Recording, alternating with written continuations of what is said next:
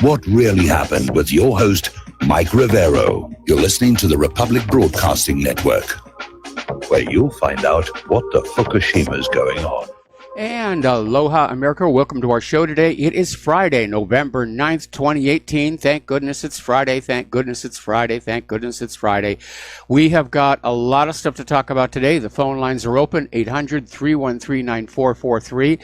And, of course, in hour number 3, the lovely Lady Claire will be joining us with her unique perspective on the world. Now, today is the anniversary of the fall of the Berlin Wall. And for those of you watching this on YouTube, these are actually some bits of concrete from when the wall was torn down, which one of our German readers sent to us as a contribution to the world-famous WhatReallyHappened.com debris collection, which I've mentioned here before. Sunday, of course, is Veterans Day. It is the 100th anniversary of the end of World War I. So, of course, you know, by golly, we've got to get another world war going here. Those poor people over in the defense industries, they've got nothing to do. They're just sitting there with rubber bands shooting paper clips back and forth at each other. All right, getting on into it, poor California. They can't seem to catch a break. There are 3 major wildfires out there. Camp, Woolsey, and Hill fires. They're raging across California.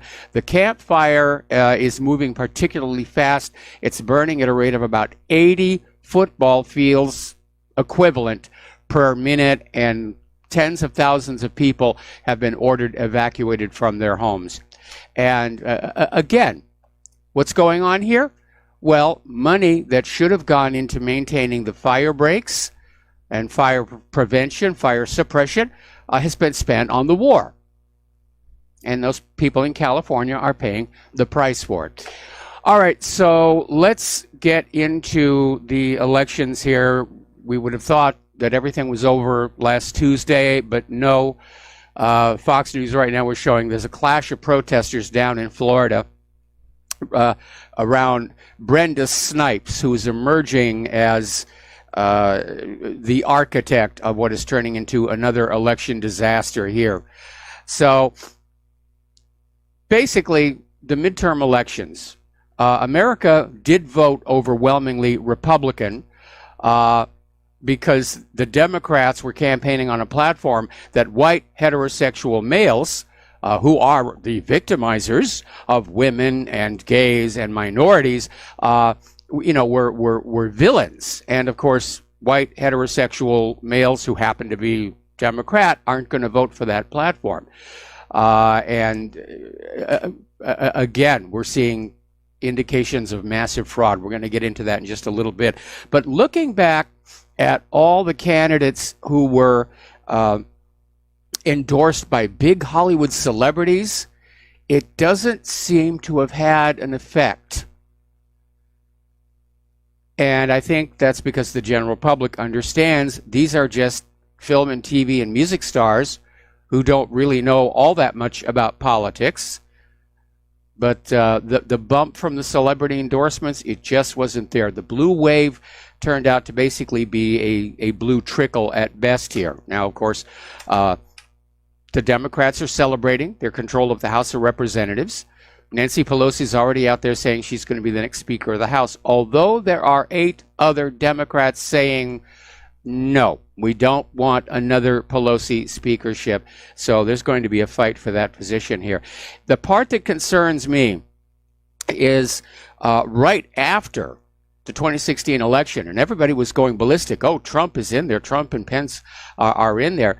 And there was a lawyer that was connected to the Democratic campaign that came on out and talked about getting rid of Donald Trump and Michael Pence at the same time. Now, I don't know how he was planning on doing that. There's certainly no legal way to do that. But were that to happen, guess who steps into the Oval Office? The Speaker of the House. And that may be why Nancy Pelosi is out there just gunning so hard for this thing, along with her incredible ego. Okay, so getting on back down to Florida, Governor Rick Scott he's now gone public. There is rampant voter fraud going on in Broward and Palm Beach counties, probably in several others as well. And Rick Scott's Senate campaign is now suing the Broward County election supervisor to turn over the records regarding how the ballots are being counted, because ballots seem to be appearing from thin air. At the end of election night, the Broward County Supervisor of Elections said that 634,000 votes had been cast. But by yesterday afternoon, oh my goodness, we're now up to 712,040 ballots. And we don't know how many are remaining still to be counted. And they're claiming they're just finding these ballots all over the place. There was a teacher in Florida, again, Broward County, found a box in the storage area of her elementary school that was supposedly left behind by election workers or planted by somebody who's engaging in the fraud. And so that got turned on in, and that's going to be added to the mess as well here. All right, now Perkins Coie lawyer and Hillary Clinton fixer Mark Elias, he's in charge of the Democrats' Florida recount operation. This guy is as crooked as it gets. He's a fixer. It says so right in the headline. And so he's going to go on down there and make sure that, this election gets stolen fair and square. Now, Trump has already responded to this by tweeting, saying that he's going to send better lawyers to Florida to expose the fraud. So Governor Scott has now sent in the Florida Department of Law Enforcement to investigate vote counting in these stronghold counties to find out what the heck is going on. And it's kind of interesting. Scott actually kind of dropped the ball, because following the debacle in 2016, Florida committed to closely monitoring the 2018 midterms, and clearly they did not. Somebody got the fix in on that.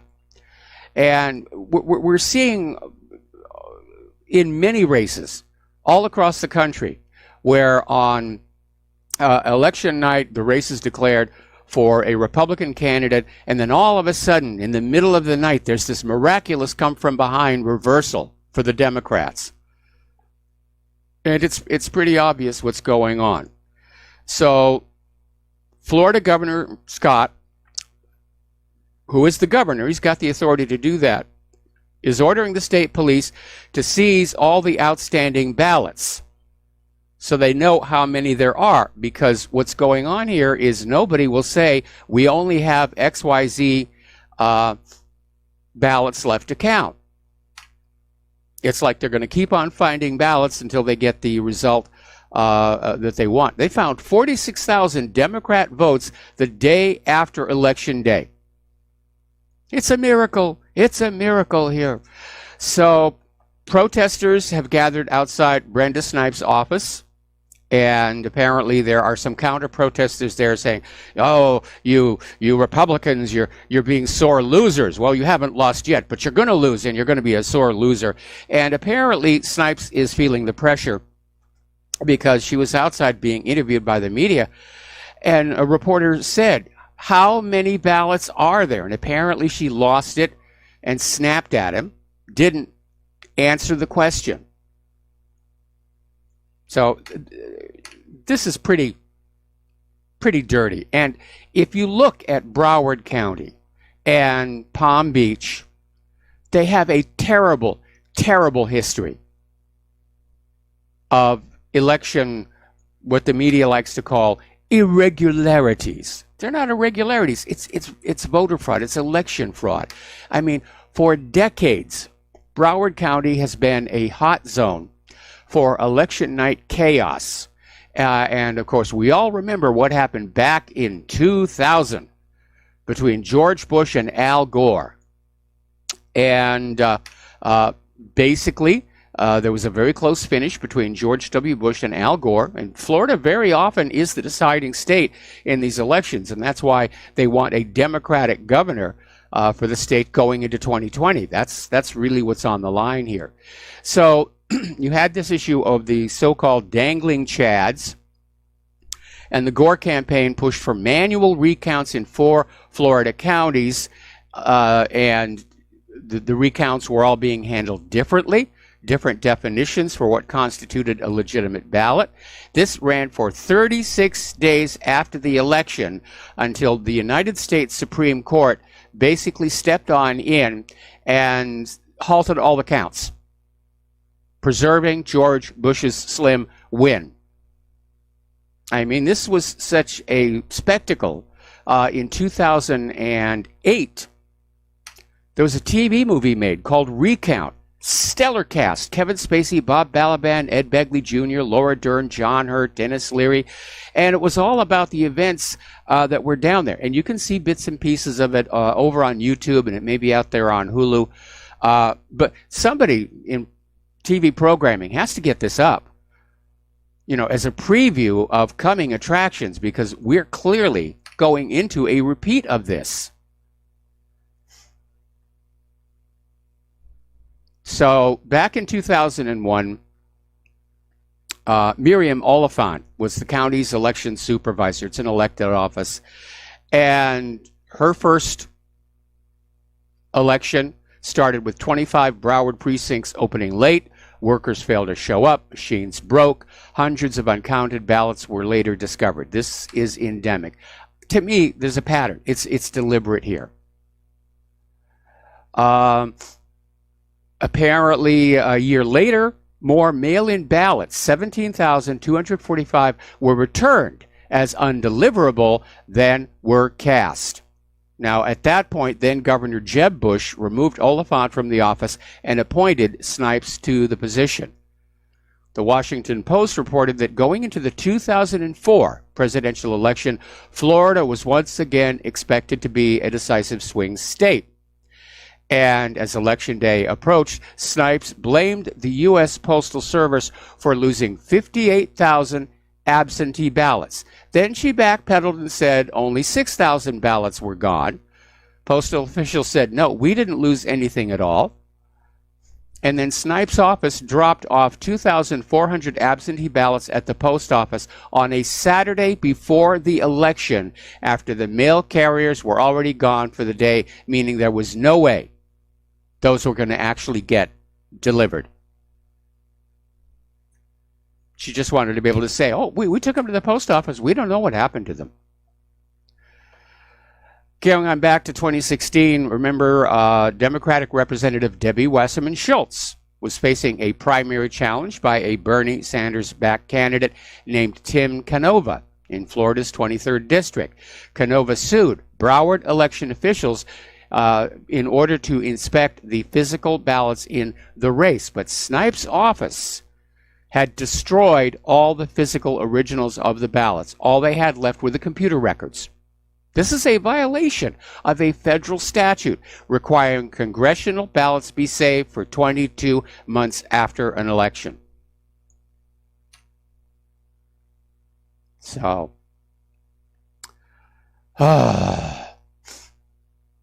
apparently, Florida election officials have until tomorrow to tally the votes to determine whether both the Senate and gubernatorial races will go into a recount.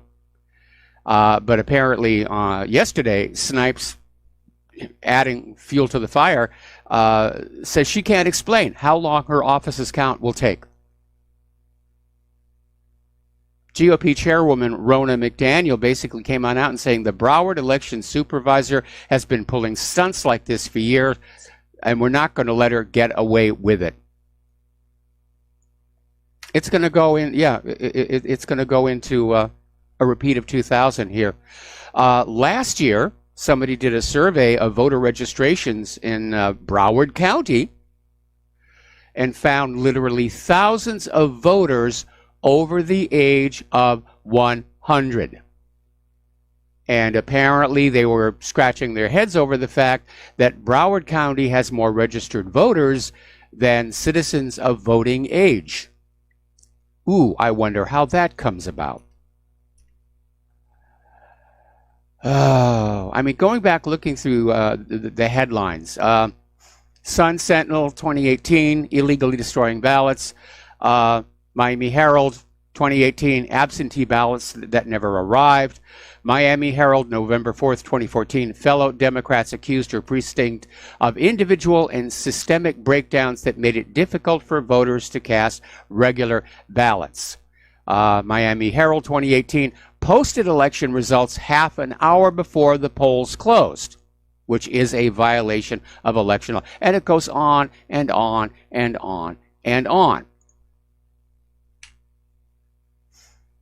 Now, Florida isn't the only state where there are issues, because apparently out in Arizona, there's another miraculous come-from-behind victory where Democratic Representative Kirsten Sinema, who was declared the loser on election night, has now, because of late vote counting and votes showing up, she's now pulled into the lead over Republican Representative Martha McSally.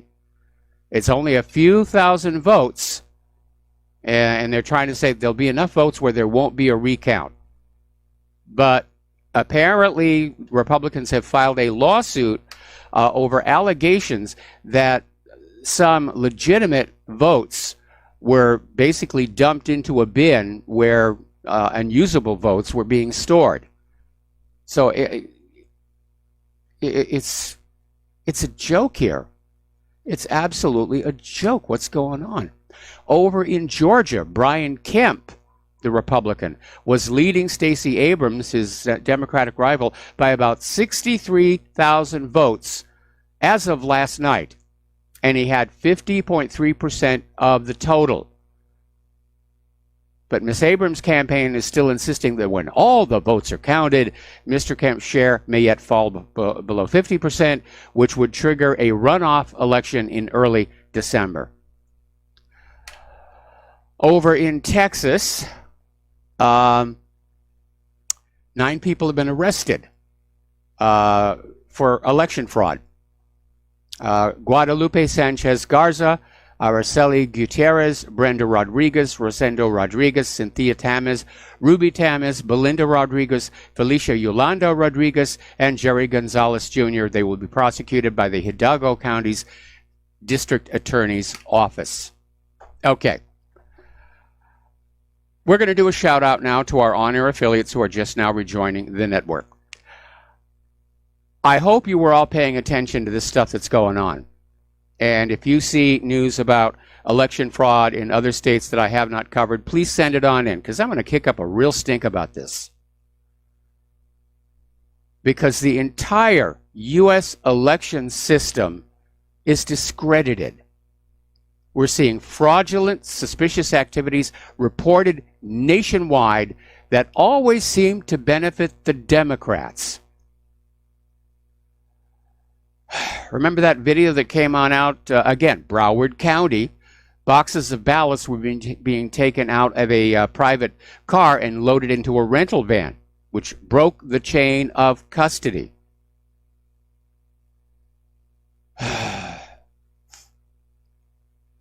So, anyway, in one recent election, Philadelphia had more votes than voters in the district. In 2016, in Detroit, some votes were so overstated in the inner city, they could not be recounted, which means they had to go with the original and fraudulent vote totals. We don't know what's going on in these really gigantic cities, the big cities, which are all Democratic strongholds.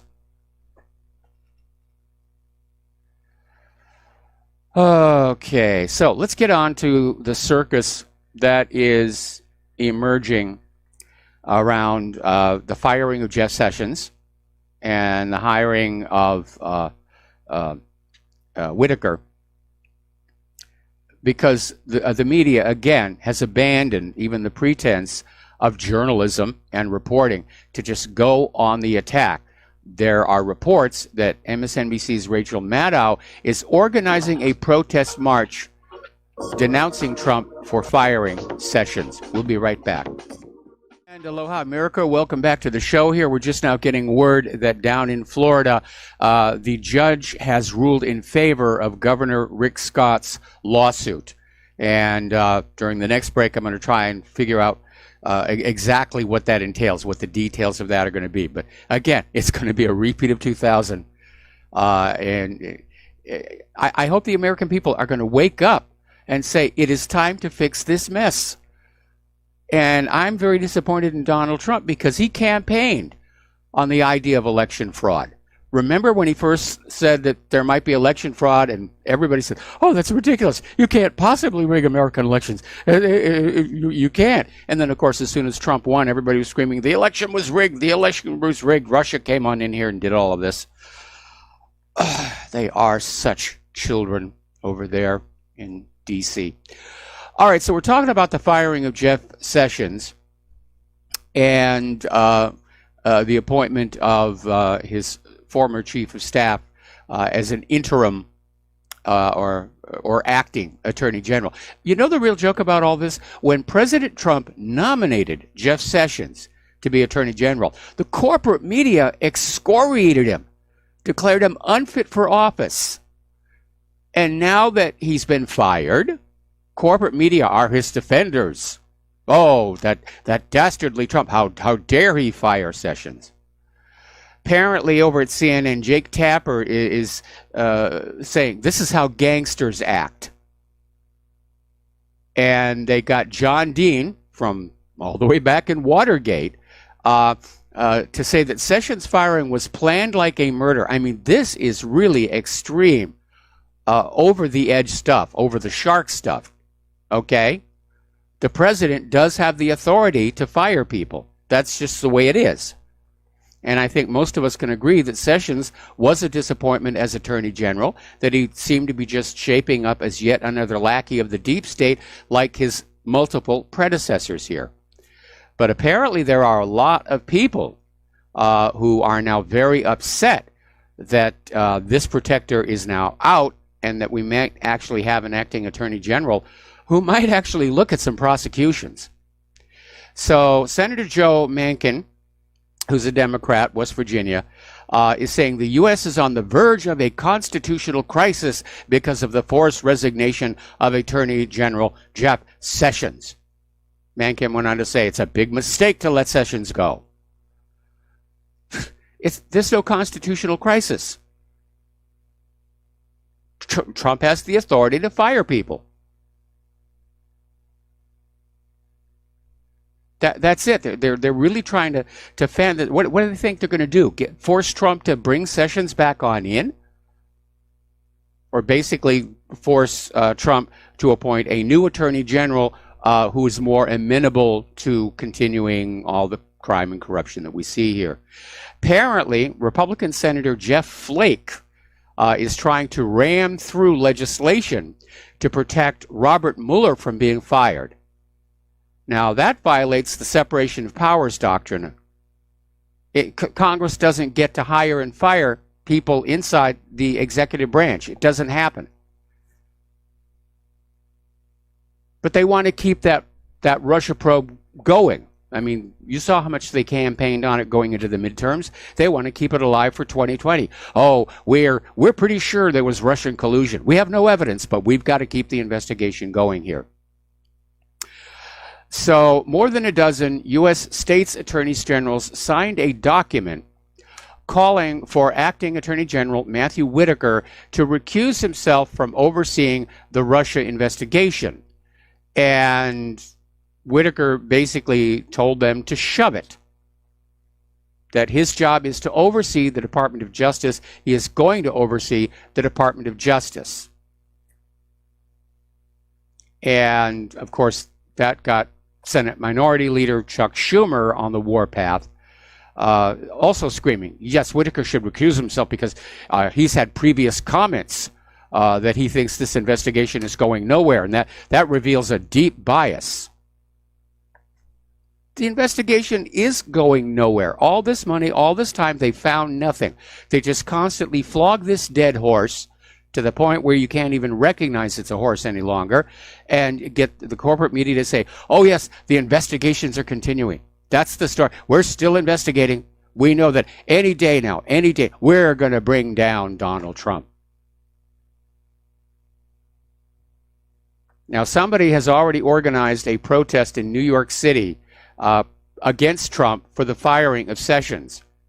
And it wasn't a particularly large crowd, but it was notable for having all those professionally printed signs, which is always a dead giveaway when you're dealing with a rent-a-crowd. The other day, George Conway wrote an op-ed in the New York Times critical of the president, and basically saying that making Matthew Whitaker the acting attorney general was unconstitutional and illegal. Now, mind you, this guy's a lawyer, and the co-author of the op-ed was a lawyer. They should know better than that. The president is allowed to make interim appointments pending confirmation of a nominee by Congress, because the job has to get done. Trump has already dismissed this guy as saying he's just seeking publicity. Pathetic bid for attention. We'll be right back after these few words. And aloha, America. Welcome back to the show here and getting on back to the elections here. Governor Rick Scott's lawsuit in Florida was to basically force the supervisor of elections to open up all the records. The judge ruled in favor of that, saying that it has to happen before 7 p.m. tonight. The idea of being able to go on in and look at just exactly how many votes were actually cast versus how much were counted. They're going to do an eyeball check on all of this. Somebody apparently got on video a car pulling up to the offices of the supervisor of elections and getting a large box out of the back and carrying it into the building. And of course, the obvious question is, are these more Democratic ballots that are being manufactured somewhere? So it really is crooked. Now, apparently out in Arizona, they're now officially saying, yes, there's election fraud. The Arizona Republican Party is accusing Maricopa County Recorder Adrian Fontes of premeditated destruction of evidence following voting irregularities in the election. It's not an irregularity. It's a fraud. So the Arizona GOP has now filed their own lawsuit. Okay. Now, getting on back to this thing. The other day, we reported on a story that said Ruth Bader Ginsburg, who is recovering from a bad fall in her office right now, might be stepping down from the Supreme Court in the near future. And it prompted a strong reaction from somebody who said, oh, it's got to be fake news. It's got to be fake news. Okay, well, you know, there's a lot of that out there, and we have to be very careful. But I'm now getting this from multiple sources that Ruth Bader Ginsburg cancer has returned. She's had 2 different fights with 2 different kinds of cancer. Both had gone into remission. Apparently, they're out of remission, and obviously, she's got to focus on her health.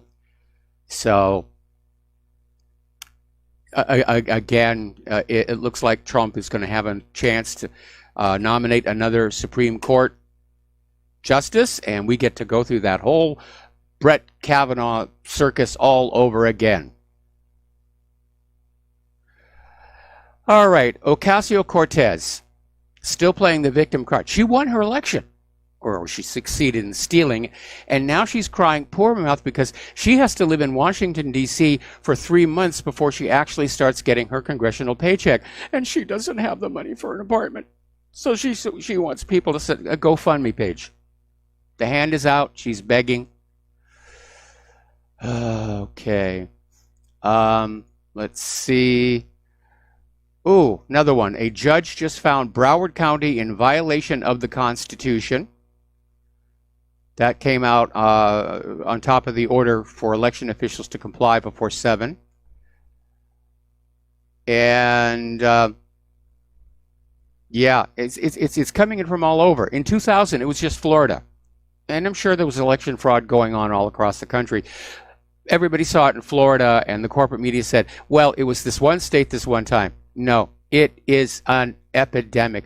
U.S. elections do not even come close to meeting the minimum standards for honesty, transparency, and integrity. And that's just the way it is. And I'm hoping that Trump will wake up and realize something has to be done about this. I hope the American people stand up and say, we need a simple, reliable, trustworthy voting system. And again, I have posted to whatreallyhappened.com my article on how to have honest elections. And I'm not saying it's perfect, but if you think about how it's all being handled, we don't have to worry about ballots leaving the polling places. They're counted right there, so nobody can stuff the ballot boxes on the way to the counting center. There are, in fact, under my scheme, there are no counting centers. There's no tabulation centers where shenanigans can happen or the chads can dangle. Okay. All right, let's talk about Tucker Carlson. As you know, his family was harassed by Antifa, who came up to his home, said, we know where you live. They damaged his door. They damaged his security system. Apparently, they were demanding that he leave town. A real-life deplatforming. You know, just get on out of here. And apparently, the security system, while it was still working, did get pictures of some of these Antifa people without their masks on. And Washington's Metropolitan Police Department says it's treating the incident as a suspected hate crime. Apparently, they vandalized Carlson's property. They spray painted an anarchy symbol on the driveway. And here is the bizarre thing. Antifa was up there saying Tucker Carlson has to go because he is spreading fear. He is spreading fear. We're afraid because of Tucker Carlson here. Now, Matt Yglesias, who's a prominent editor of Vox.com, actually tweeted on out in support of Smash Racism DC, which is the Antifa group whose members swarmed Tucker Carlson's front yard, carried signs with his home address written on them, in retaliation for Carlson's supposed role in spreading fear. Well, that backflashed rather seriously, and Matt Yglesias basically deleted all of his tweets. You got a very negative reaction to all of that here. Okay, in other news regarding our domestic politics, the U.S. Attorney in New Haven, Connecticut announced that a federal grand jury has returned 2 indictments charging 5 people with theft of federal funds. One of the individuals charged is James Sullivan, who is married to California Democratic Representative Linda Sanchez. Getting on back to Antifa, apparently they're expanding their hit list. They're going to start going after other people, start harassing them. This is real brown shirt stuff. This is what the Nazis were doing before they finally took control of Germany. So, now, Michael Avenatti, and I would also count this as another pitiful bid for attention here. He's out there screaming that Trump needs to be indicted following a Wall Street Journal story claiming that Donald Trump was right in the middle of the cash payoffs to Stormy Daniels and Karen McDougal. Okay? There's only one small problem. Okay, I don't agree with Trump having these affairs while he's a married man, because he did do it while he was married to Melania. But for an indictment, there has to be an actual crime. And I don't know which states actually have a law against extramarital sex. I rather suspect hardly any, hardly any do. And as far as the payoffs were concerned, it was a straight business transaction. I will give you money. You will keep quiet about whatever. And it's not like payoffs for silence are unknown in our society. It happens all the time. Hush money has a very long and ignoble tradition going back. But Avenatti is out there screaming, we're going to have an indictment. We've got him this time. We're going to get him. You know, I agree. Trump behaved badly. and unfortunately, fooling around is relatively common, not just for billionaires. Roughly half of all married people fool around. That's the statistic. And who wouldn't be tempted by a Playboy bunny or a porn star? So anyway, Avenetti's out there jawing about it. Got to be a real crime before you can have an indictment. You got to have a real crime before you can impeach. And I think that's one of the reasons why the Democrats are trying to reverse the election results on so many Senate seats. They're trying to basically narrow that edge to get the impeachment agenda going again, forgetting it takes a 2/3 vote of the Senate to remove from office, and they're never, ever going to get that. Now, a while back, there was this Georgetown University professor, C. Christine Fair. She tweeted out, Republican men should be castrated. Now, she's on administrative leave because of that violent tweet. And now she's out there tweeting again. And according to the Washington Free Beacon, basically is calling Fox News terrorists.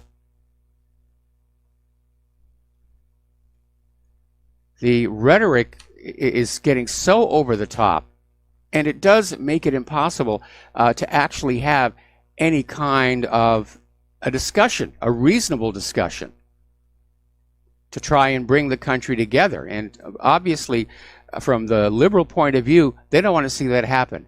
They want, a liberalized America, a socialized America. And they want conservatism to be utterly gone. All righty. All right, so moving on to the southern border. As you know, there are these 4 migrant caravans of people marching through Mexico now, heading for our border with the intent of sneaking their way into this country. Trump has some military down there on the border rolling out the razor wire, which is nasty, nasty stuff, and I presume other non-lethal means of encouraging these people to basically stay on their side of the fence here. But Trump has done something that he's allowed to do, again, under Title 8. He has issued a rule that says very simply that any migrant who is in violation of U.S. immigration law will not be considered for asylum. That's going to simplify the paperwork quite a bit. Basically saying, if they step across the border without permission, that asylum paperwork the United Nations has been helping them fill out instantly becomes worthless. I think that was very, very, very clever. And again, our country's in serious trouble. We cannot afford to go on being the rest of the world's refuse bin. We've run out of room. We're running out of resources here. So I saw a commercial earlier today. The midterms are over. Now it's time to build the wall. And that may prove difficult because under the Constitution, revenue measures must originate in the House, which is now under the control of the Democrats. Oh, we have a caller on the line.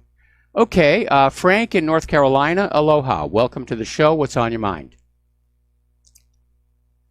Oh, hi. Hey, I thought Republican men were already castrated. This one isn't.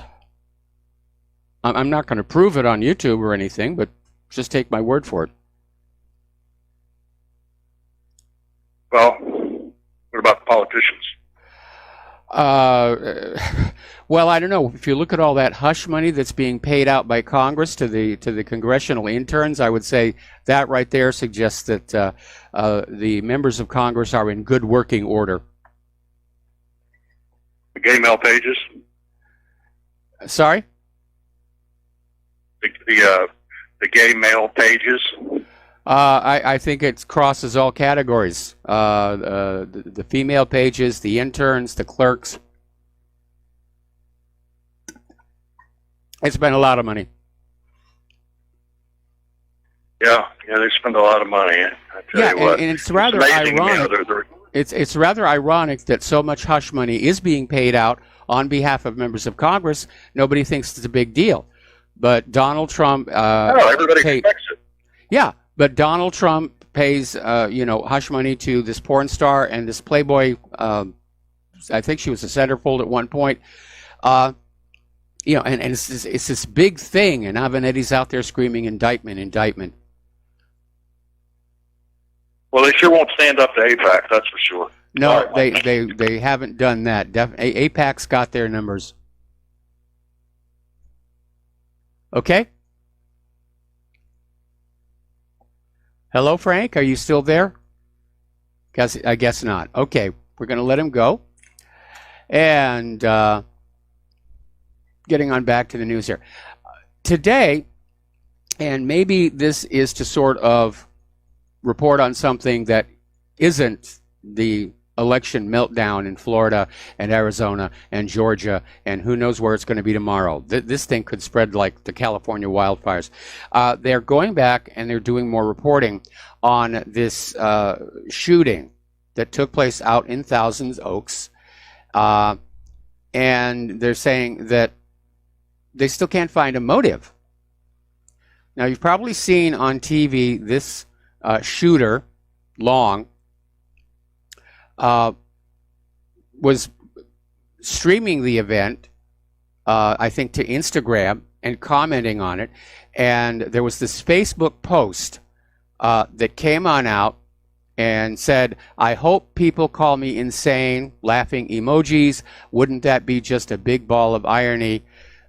Yeah, I'm insane, but the only thing you people do after these shootings is hopes and prayers, or keep you in my thoughts every time and wonder why these keep happening. Now, CNN contacted a friend of Long's who requested anonymity and said that Facebook post doesn't sound like the guy.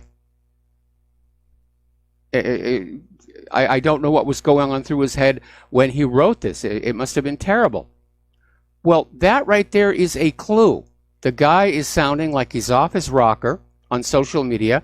They can't find any other motive for him to do this. Apparently, he went to this country music bar on a regular basis. They did line dancing there, and he was a big fan.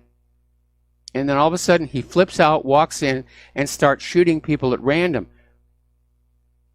There's a big question out there that nobody wants to talk about. What medications was this guy on or withdrawing from? Now, the liberals want to blame the guns and take them away.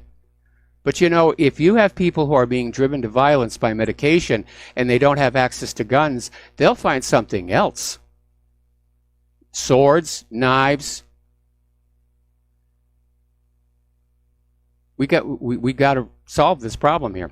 All right, we're going to take a break for commercials, and we've got another caller waiting on the line, and we will be right back. And aloha, America. Welcome back to our show here. And apparently, South Carolina Republican Senator Lindsey Graham basically tweeted on out that what's going on down in Broward County is just like Brett Kavanaugh's confirmation process. Democrats don't allow the law to stand in the way of the desired outcome, and he's certainly right about that one. I don't agree with Lindsey Graham on a lot of stuff, in particular his devotion to Israel, but he nailed it on this one. Okay,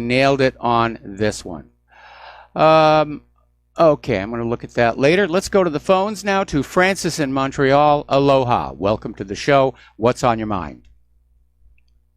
Aloha, Mike. About a week ago, I called you up and I was talking about the rendition program, and I was surprised that there was this 80,000 people have been kidnapped and tortured since 9/11. Yeah, I couldn't wrap my head around such a huge number. Then, after I talked, I was thinking about it and reading about it. I was thinking, like a program that big takes a lot of people. Like, how many kidnappers and torturers are there out there? This war on terror, it's crazy, right? Yeah, it's crazy, and I mean, these 80,000 people weren't all tortured at once. We know that the CIA is operating these rendition sites in multiple countries, where they're grabbing people and torturing them, apparently to get politically expedient confessions, because that's all you get when you use torture. The person being tortured is going to say what they think the torturer wants to hear. At one time, even Assad was a part of that torture program in Syria. And the thing that got me, though, is apparently it's got from what I could gather, it's got an annual budget of $13 billion a year. And it's getting corrupted. And what's happening is, like, this is like New York Times and Washington Post are reporting on this. The CIA agents, I guess, figure they deserve to have a James Bond lifestyle. So, like, for example, they're taking someone in a rendition to Italy, and they're in Milan. And so they go rent the most luxurious suites in the most expensive hotel in Milan. And they're there for 3 weeks. And they're, like, ordering the finest, Italian wines and drinking, ordering up crystal glasses. And they ran up $150,000 bill for 3 weeks in a fine hotel, Nice work if you can get it. Yeah. Yeah, it's a very sorry situation, and I'm not sure where these numbers are coming from, the 80,000 and the 13 billion. But yeah, obviously, if you have a government that's running a covert torture operation, the people actually running the operation get a lot of leeway in terms of what they can get away with, because they're renting private jets. They could go public. They could become a whistleblower. They could go public and say, I was a torturer for the U.S. government. Yeah, well, not too many people want to admit to torturing children. Anyway, have a good day, Mike. All right, thanks an awful lot. We're going to take a break for station identification, and we'll be back with another call after these few words. And aloha, America. Welcome back to our show, hour number 2. We're going to go right back to the phones to Kevin in West Virginia. Aloha, Kevin. Welcome to the show. What's on your mind? Hey, Mr. Mike. To the last caller, I don't think it's a war on terror. I think it's a war of terror waged on the United States public, us, the citizens here, and around the world. And the same thing with the war on drugs. I think it's a war of drugs. At one point, I was part of the problem. It's a war. It's a war on the other people's drugs. That's what it is. It's a war on the other people's drugs, because DEA and FBI, they never go anywhere near any of the CIA-connected smuggling operations. I mean, look how long Barry Seal got away with doing what he was doing. The war on drugs is the war on the competition's drugs. Absolutely. Down in Broward County, man, everywhere you turn around, there's a scandal in this place. Yes. Look, to me, I was listening to a little bit of Roger Stone's feed earlier, and I thought I heard him say it's 18-wheelers full of ballots that are all 100% Democratic. Now, I may be wrong there, but that's what I thought I heard. Well, I think he may have been exaggerating to make his point here, but apparently it may not be too far off the mark.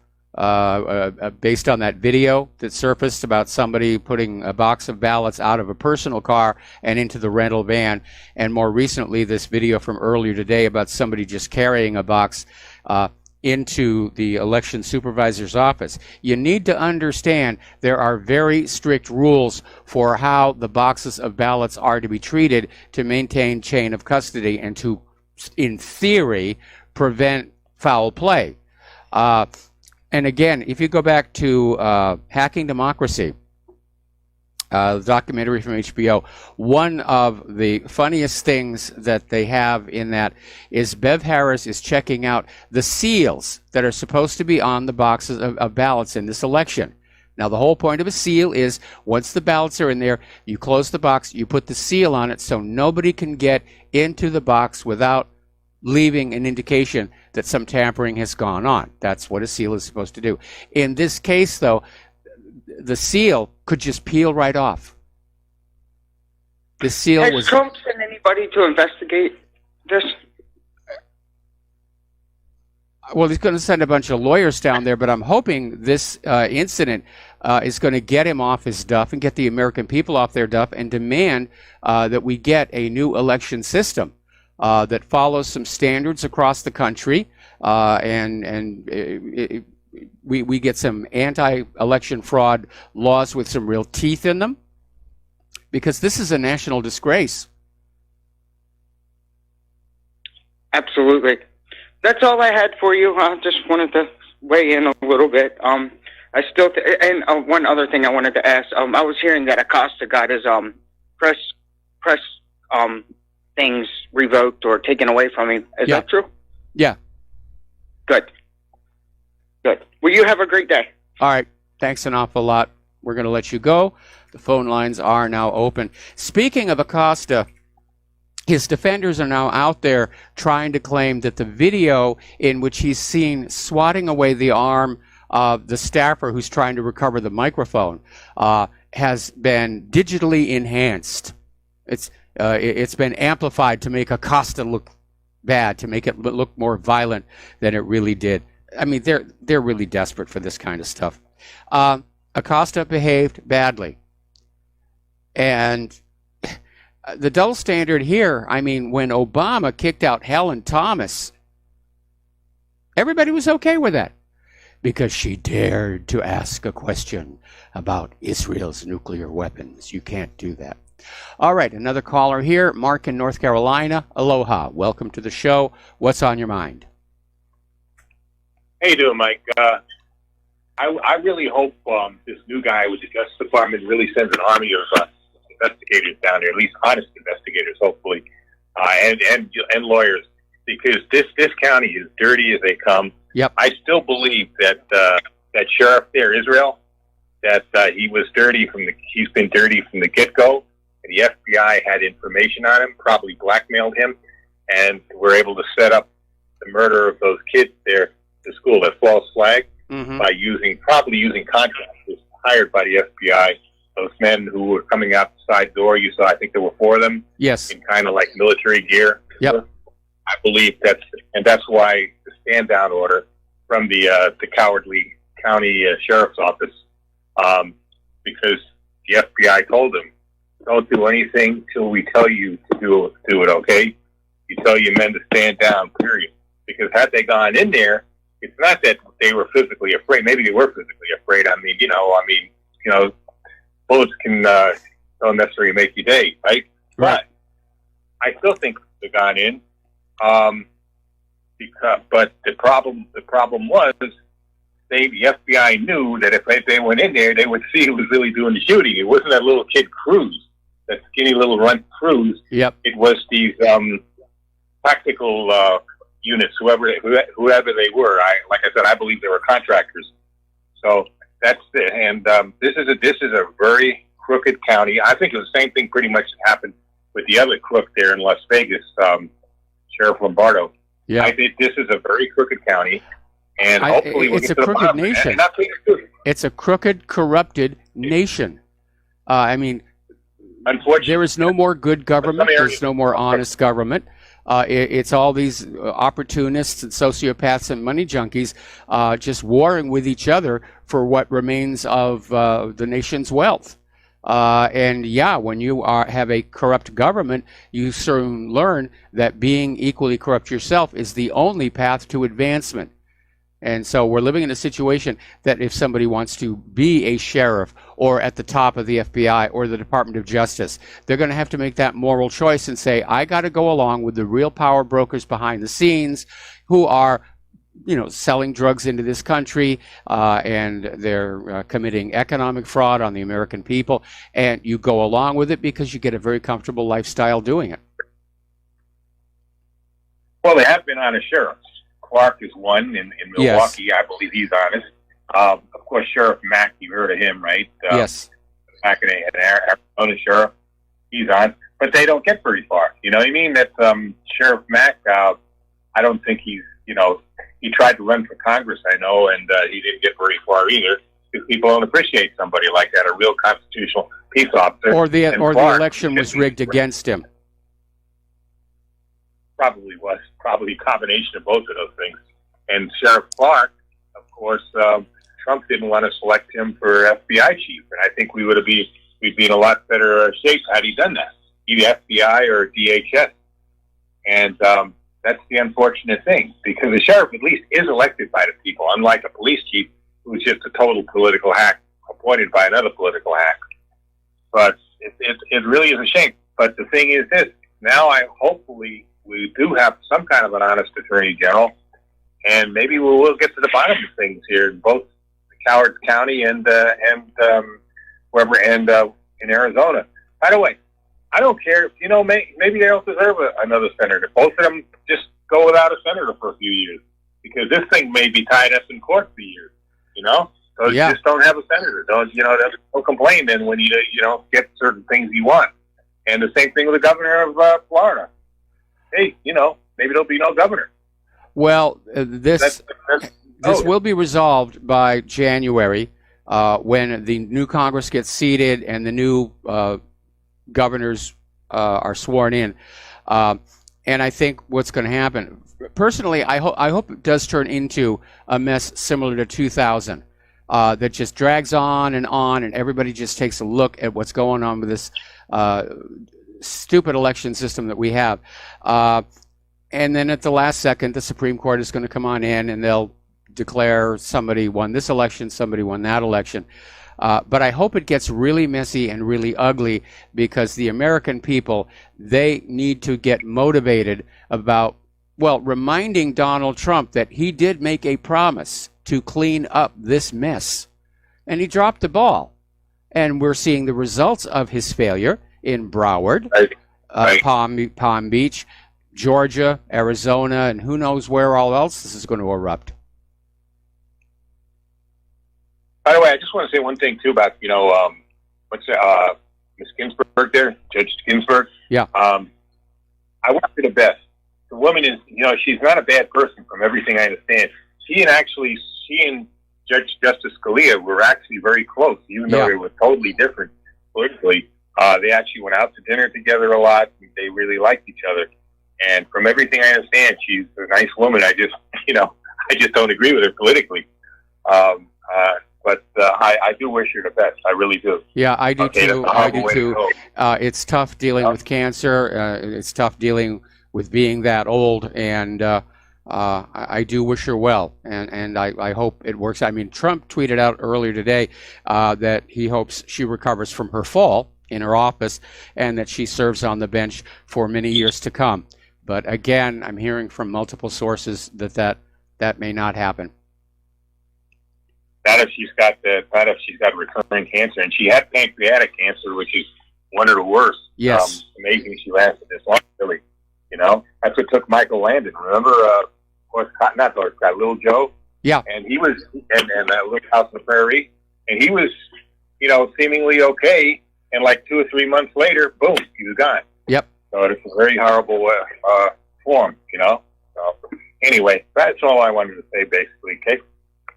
All right. Well, thanks an awful lot for the phone call. We're going to let you go. We're going to do a shout out to our on-air affiliates who are just now rejoining our network and getting on back to the news. Let's talk about the conflict zones, of which there are many. Apparently, government forces in Syria have now freed all the hostages that were being held by ISIS in al-Saweda. And so now that ISIS cannot use those hostages for leverage, Syrian forces are going to uncork on them, starting with Daesh in the Safa region. So ISIS no longer has any bargaining chips. So it's really going to be on.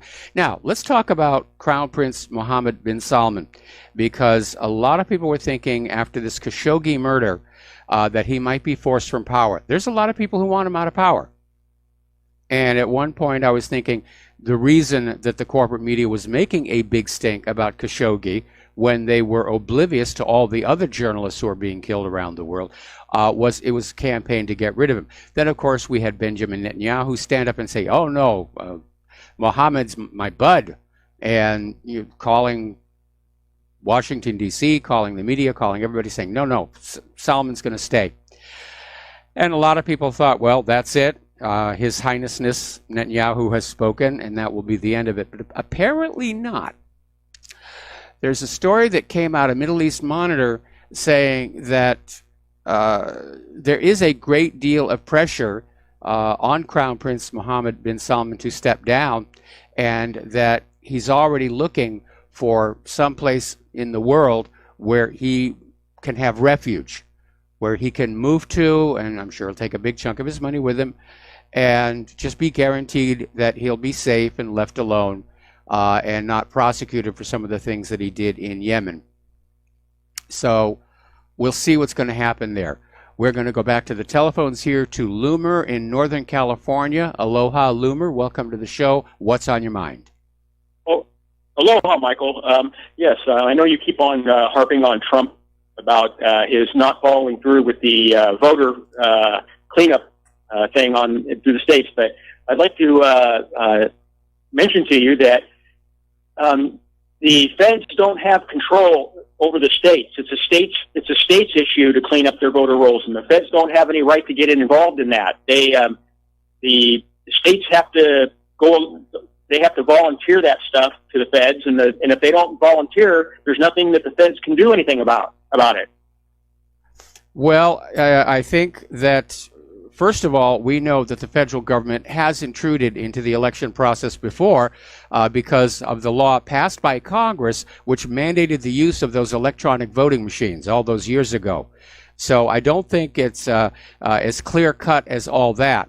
And if it is the state's responsibility to make sure the voting rules are cleaned up and their elections are honest, then there has to be stiff penalties for these election supervisors who fail to do a good job. I mean, one of the reasons we're seeing this supervisor down in Broward, I mean, if you look at all the headlines and the track record, nothing ever happens to her.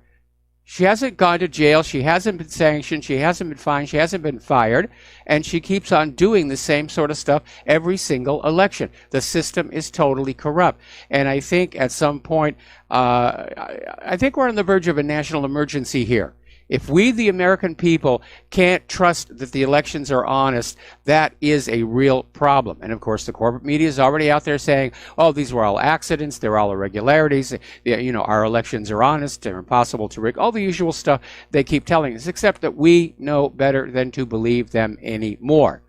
Something has to be done. And maybe what it's going to take are the people in the 50 states basically marching on their legislature and say, clean up this mess, because something has to be done. I would agree. That's what's going to have to happen, because Trump went as far as he could. He got cooperation from a number of states, but all these ultra-liberal states would not cooperate. So that's why he had to turn it over to the Department of Homeland Security. Well, obviously, the Department of Homeland Security, being a federal agent, is now crossing that line into states' rights to look at the election system. I'm not buying that argument. I don't think states' rights give the states latitude to rig their elections against their own people. But the first thing that has to happen is the American people, they got to get angry about this. They have to just get mad dog mean about not having honest elections, and they need to basically. I would agree with that, Michael, 100%. I agree with you 100% on that, and that's where it's going to have to start, unfortunately. And I'm one of these people that is already even beyond the. I'm mad dog, mad too, angry also. So I thank you very much for your time, and you have a wonderful day. And tell your wife Claire to have a good day and stay healthy. Well, we're working on that latter one, and, you know, bit by bit, slowly, she is getting better. It's just taking time, and, you know, this was a life-altering injury. There are things that she can no longer do, but right now we just focus on keeping her comfortable. Okay, Fox News is saying that the Democrats are now vowing to investigate Jeff Sessions' abrupt resignation. There's nothing to investigate. Trump asked for his resignation, which Trump has the authority to do. But the Democrats are going to say, oh, my God, Trump was exceeding his authority. No, he wasn't. not by a bit. Okay, we're going to start another phone call from Dustin in New Jersey. And Dustin, I'm probably going to have to take you through the commercial break. Everybody thinks Trump is, I don't know, Mike. He still has John Bolton and Mike Pompeo there, and they're making foreign policy, and that should scare the crap out of us, Mike. These people should scare the crap out of us all. I mean, they're not. I mean, America first is one thing, but these people are imperialist, hegemonic, like believers. That's the difference. So Sessions, these people are the real worried. That have me worried. But Mike, real quick, I want to switch gears actually on to Saudi Arabia. What's your take on this? They're talking about splitting OPEC. Did you hear that story?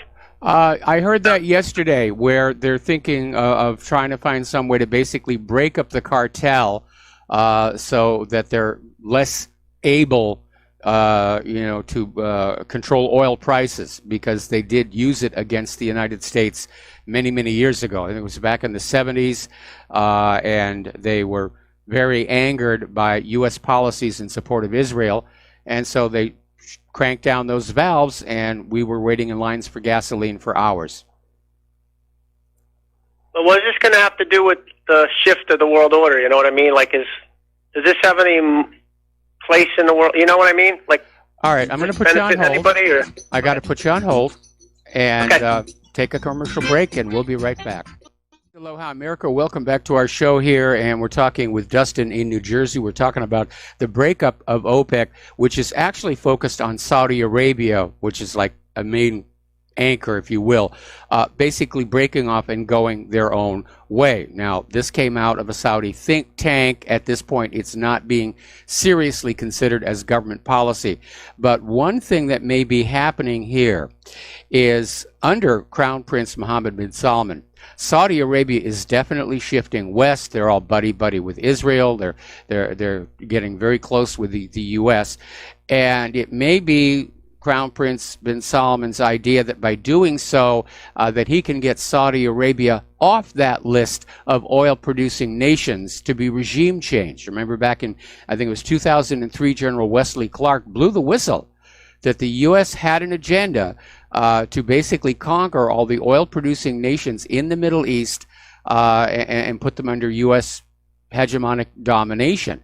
And bin Salman may be thinking, well, I'm just going to go on over and join the winning team, because at some point down the road, these other nations in the Middle East may come under military attack, and you don't want to be tangled up with an OPEC relationship when that happens. So that may be one of the reasons they're considering that. And I got some advice for bin Salman. Okay, if he thinks that by turning his back on the other OPEC nations that he's going to save himself from regime change, I wouldn't trust that.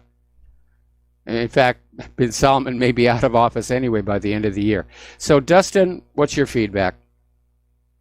Well, just because, you know what, Mike, things are moving, are shifting. Like the world's moving away from the dollar. This is happening. Yep. And, we're getting more unstable. So you just look at everything happening and you just wonder, what's next? And then you have Ruth Ginsburg, who had her fall.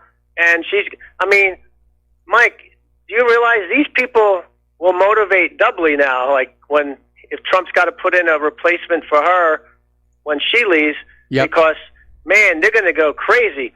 And if you look at what they did to Tucker Carlson's house, exactly right, brown shirt. Mike, do you realize a small group of people in Washington rule over us? This group is even smaller than those, don't you think? But yet they're loud and outspoken, and they tell everybody else to shut up, and we're all scared of these people because they use fear. If they call you a racist, but these people are dangerous. They are. Look at what they did to. This is where we're headed right now, and Yeah. Cambodia and the killing fields. It's pure Nazism emerging inside our country, and it's kind of weird to see this thing. Russia's turning into a modern republic, and we're being dragged down into being a socialist, communist liberal paradise, which won't be a paradise for anybody. Okay, that's all I got to say, Mike. Have a good show. All right, thanks an awful lot. We're going to let you go here, and we're going to start with RT in Michigan. Aloha. I'm probably going to have take you through the commercial break. What is on your mind? I just got a quick comment. I thought that Homeland Security was in charge of keeping track of what the voting booths and everything and integrity and whatnot, and it seems to me like they failed miserably on that, and just an indication on what they're really capable of, I think. Well, all the Department of Homeland Security did was look to make the electronic machines hack-proof, but obviously the fraud was taking place someplace else with all these magically appearing ballots. You know, like the Democrats got that cabinet from Harry Potter, and every time they open up the doors, there's another stack of ballots in there. Yeah, just kind of an indication, though, that they're pretty incompetent, I'd say. Well, they used to be able to get away with this stuff, even being incompetent, because the corporate media would never report on it. In the age of the internet and the independent media, we are finally seeing the reality of what life in the United States has become, and it's not a very pretty picture. Yeah, and here in Michigan, I'm in Lower Michigan, here near Lake Michigan, and we had snow last night, and we got more predicted for over the weekend and stuff, so welcome to global warming. And go out and make yourself a snow person. Thank you for your time. Appreciate you. Thanks an awful lot. We're going to let you go, and we're coming up here on a commercial break. Now, interestingly enough, as you know, there has been plans by Israel's Interior Security Minister Gilad Erdan, who's been in the news a lot lately. He wants to worsen the conditions for Palestinian prisoners. And rather surprisingly, he has met opposition from within Israel's army and Shin Bet, saying that this is just going to make matters worse.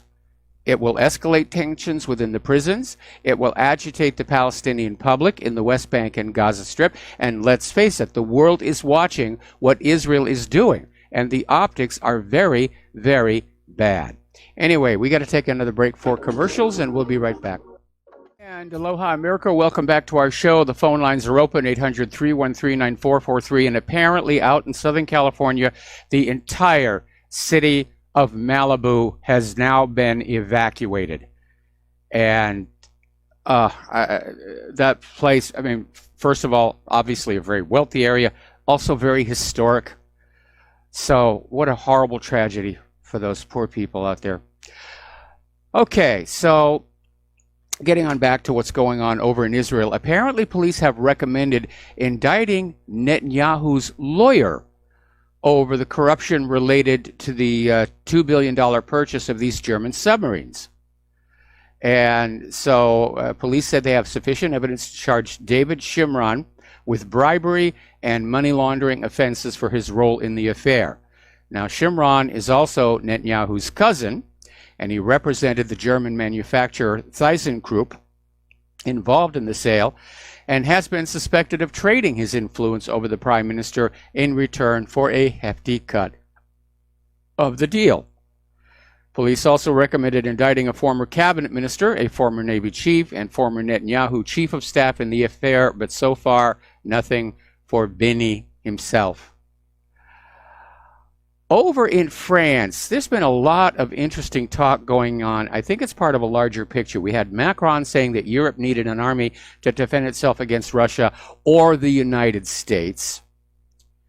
And apparently, this is being reported in the Express in Great Britain. There was a senior French government minister apparently had this dramatic outburst and said that Europe will not allow the United States to become the trade policeman of the world. So everybody is getting fed up with the sanctions and the tariffs, and there's going to be a pushback. I think the rest of the world is going to realize the easy solution is learn how to get along without the United States. We're not indispensable anymore. Great Britain is seeking to impose European Union sanctions against Russian senior intelligence officers under a Brussels mechanism for punishing perpetrators of chemical weapons attacks. And this all, of course, goes back to the Sergei Skripal affair, which, again, I think what Brussels had in mind talking about chemical weapons attacks is talking about chemical weapons used against an entire population. But Great Britain, they're out there just goading Russia. They're goading Russia. They just want to keep poking at that bear. They want the bear to poke back, and then they can say, see, Russia's being aggressive here. Speaking of Russia, Russia and Saudi Arabia are now in negotiations over delivery of the S-400 air defense system to Saudi Arabia. And as good as the S-300 is, and it seems to be scaring off a lot of people around Syria, this is the latest generation of deployed air defense system. The S-500 is already in development, but this system can carry 3 different types of missiles capable of destroying a variety of near and distant aerial targets ranging from reconnaissance aircraft to ballistic missiles. So Saudi Arabia is getting new toys. Apparently, French President Macron came on out once again saying Russia's a threat. Russia's a threat to us all. And especially since we're coming up on the 100th anniversary of the ending of World War I, an historian, Edward Husson, decided to remind Macron in an article for Atlantico to remember that in both world wars, Russia saved France. In both of those wars, the Russian forces exhausted the German forces.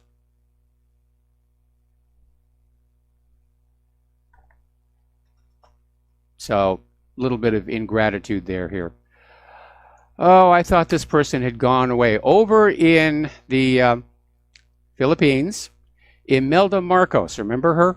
She of the 1,000 pairs of glittery shoes.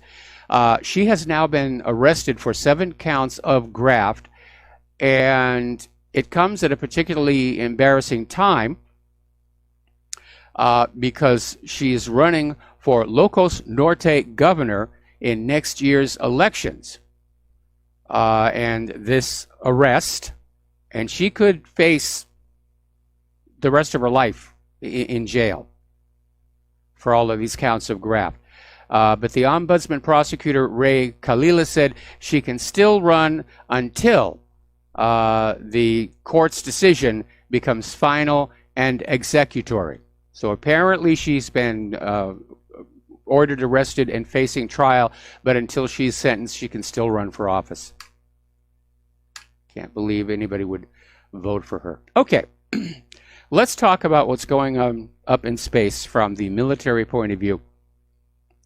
As you know, there are actually treaties that bar certain weapons from being put into space. It's called the Outer Space Treaty. And everybody is already looking at ways to sort of get around that, loopholes that they can use. And the Air Force has come up with something they're calling Project Thor. And basically it's to deliver a kinetic strike from orbit that would actually have the energy release of a small nuclear weapon. And the way it's going to work is they're going to place into orbit a bundle of telephone pole-sized rods made out of tungsten, which is a very tough metal with the highest melting point of any element. Tungsten is used for the penetrators on tank munitions, the discarding sabot rounds, the darts. I think they call them the silver bullet. That metal. And the idea is these rods could be deorbited at the right moment and would just simply fall straight down 1,000-mile plummet to Earth and strike the ground at more than 10 times the speed of sound. Technically, it's not a weapon in space, so they're moving ahead with that one. Now, we talked about this yesterday, and I wanted to bring this story back on up. Over in Norway, they're having this huge military exercise. And in this harbor, this warship was coming back into port after the exercise and basically got holed. And it's still in danger of sinking. 8 people were injured. The rest of the crew is evacuated. They're trying to figure out how they're going to keep this thing from going on over. There was very little damage to the tanker that struck the ship. This goes back to something I was saying before about a good reason to be very careful about going to war. Modern U.S. warships, and for that matter, aircraft, are over-reliant on active defensive systems. The days of the armor belt appear to be gone. They have very lightweight ships. A lot of them are made out of aluminum now. And they rely on the Sea Whiz or various other active denial systems to protect the ship. But if they fail, if they run out of ammo, if you get rammed, it causes a huge amount of damage. And I think back to that story some years ago where the Navy was testing a reconnaissance drone, and they were flying it around their ship, and the pilot operator lost control of it, and it plunged into the housing where the spy radars were housed. This was on, I think, a Ticonderoga class ship, and it just blew right on through the sheet metal and took out about $30 million worth of computers, which, had that happened during a battle, that's the end of the ship's ability to fight, because everything goes through those computers. Those computers are down. The radar doesn't work. The missiles can't launch. That's basically it. Turn the ship around and start paddling like crazy here. But hey, they do look good in the books and the computer games and so forth and so on. Apparently, there is still a major problem within the military, specifically the Army, of soldiers who are committing suicide. And you have to wonder, what are these kids being put through that drives them to suicide? Or in the case of Thousand Oaks, what drove this former Marine to suddenly flip on out and shoot up a bunch of Western music lovers, country Western music lovers. So apparently, Army Secretary Mark Esper is saying that they're going to have more sergeants posted or making visits to the barracks on weekends to help reduce the number of soldiers who die by suicide. Apparently, on the weekends, the sergeants go home, and the soldiers who are left there in the barracks on the weekends, I guess it gets lonely, and their demons come back to haunt them. But Army Secretary Mark Esper was saying, it's a tragedy we have suicide in our ranks. Yes, it is. But it's coming into our ranks from society writ large. Every week I'm signing letters to families offering my condolences for soldiers who have taken their lives. And that is a tragedy.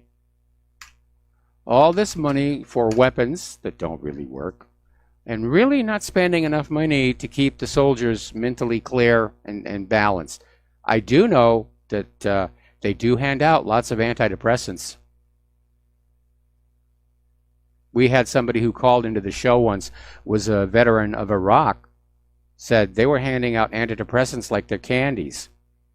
Maybe there's a link there to those suicides. All right, let's get into the economic news here. And Ken Rokoff is basically saying a Chinese recession is now inevitable, and don't think that America is going to be decoupled from it. The economies are too tangled up. Always the downside of globalism. A problem in one country becomes a problem in every other country that it's tangled up with here. According to U.S. Secretary of State Mike Pompeo, the U.S. will exert relentless pressure on Iran unless the Islamic Republic gives up its revolutionary course, without really saying what's so revolutionary about Iran these days. Basically, the official gave an ultimatum to Tehran saying that Iran must act like a normal country or see its economy crumble. Iran is acting like a normal country. They've got roads, schools, hospitals, cars. People get up in the morning, they go to work, they go to worship services, they go home, they go to bed. What is it about Iran that is so unnormal? Well, it's normal for other countries to do what we tell them. That's what's going on here.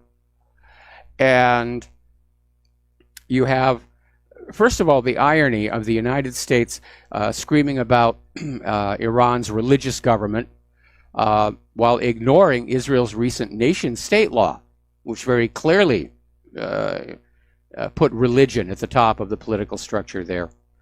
But this is about gaining control of Iran's oil and basically trying to change their government. The last time they tried was 2009. It didn't work out.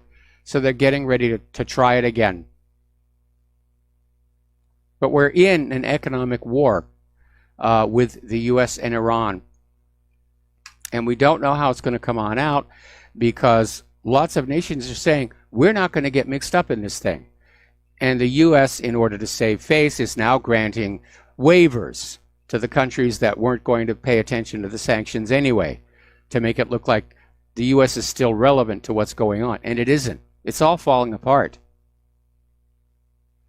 Now, the U.S. is going to allow Iraq to buy electricity from Iran. And Baghdad purchases much of its electricity and natural gas from Iran, making it heavily reliant on that country for a sufficient supply of its energy needs. And the new sanctions slammed down on Iran by the U.S. Was causing Iraq to be fearful it would be unable to obtain the energy it needs. So the State Department said, yeah, you can go on buying from Iran. It's not really working on out there. Now, here is something very interesting. U.S. envoy to the United Nations, Nikki Haley, said yesterday, Moscow wants to lift banking sanctions on North Korea put in place to curb Pyongyang's nuclear program, but the United States would not let that happen. I don't think Haley has any idea of how they could do that. What's the United States going to do? Throw more sanctions on Russia? They've already got sanctions all over the place. They lose their effectiveness after a while.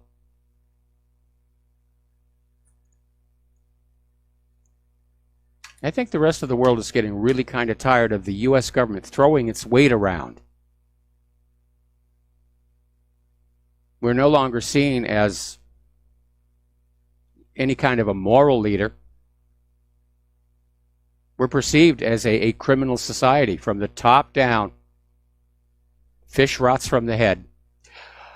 Over at Wells Fargo, they are cutting 26,500 jobs. They're closing branches. They have declared excess capital and dropped $40 billion on stock buybacks. So it sounds to me like they're hunkering down.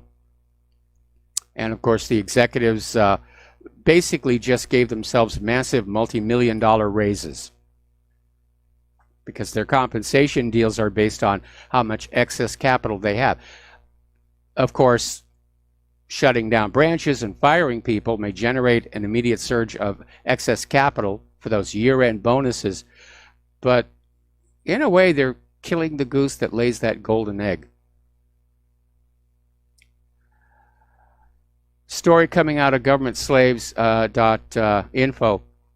Apparently, college entrance test scores are collapsing across America. And the reason is very simple.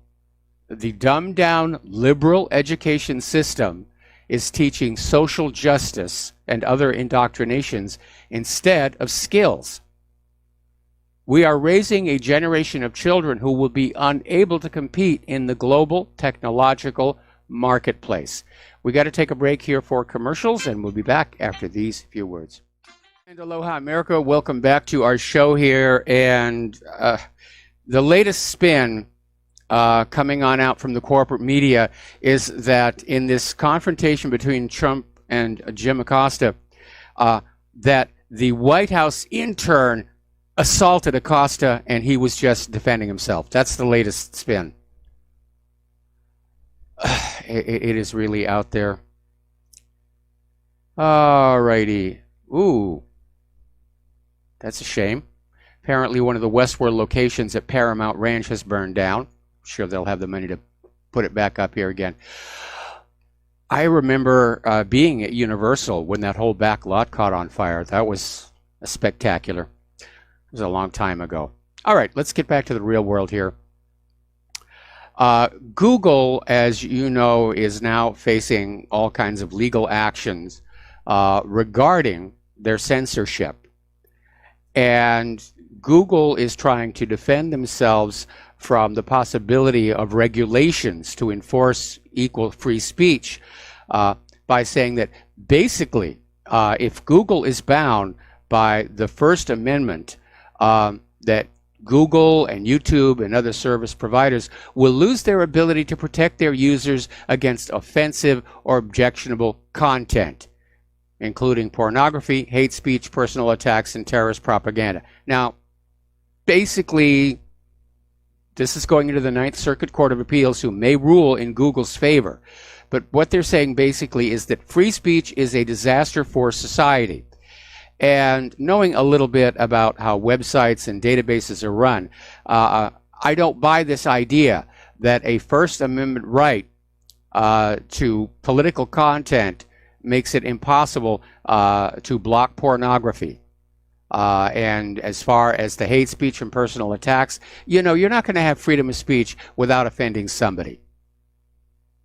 And if you're forced to make a choice between freedom of speech and never being offended by anything, go for the freedom of speech. Because there is no right to not be offended. I know that's a liberal fantasy. Oh, we're going to create a world where you never feel bad, you're never offended. It's just not going to work. If you have freedom of speech, somebody's not going to like what you're saying. And unfortunately, the reason Google and YouTube and Facebook and Twitter are dealing with all of this is the very clear liberal bias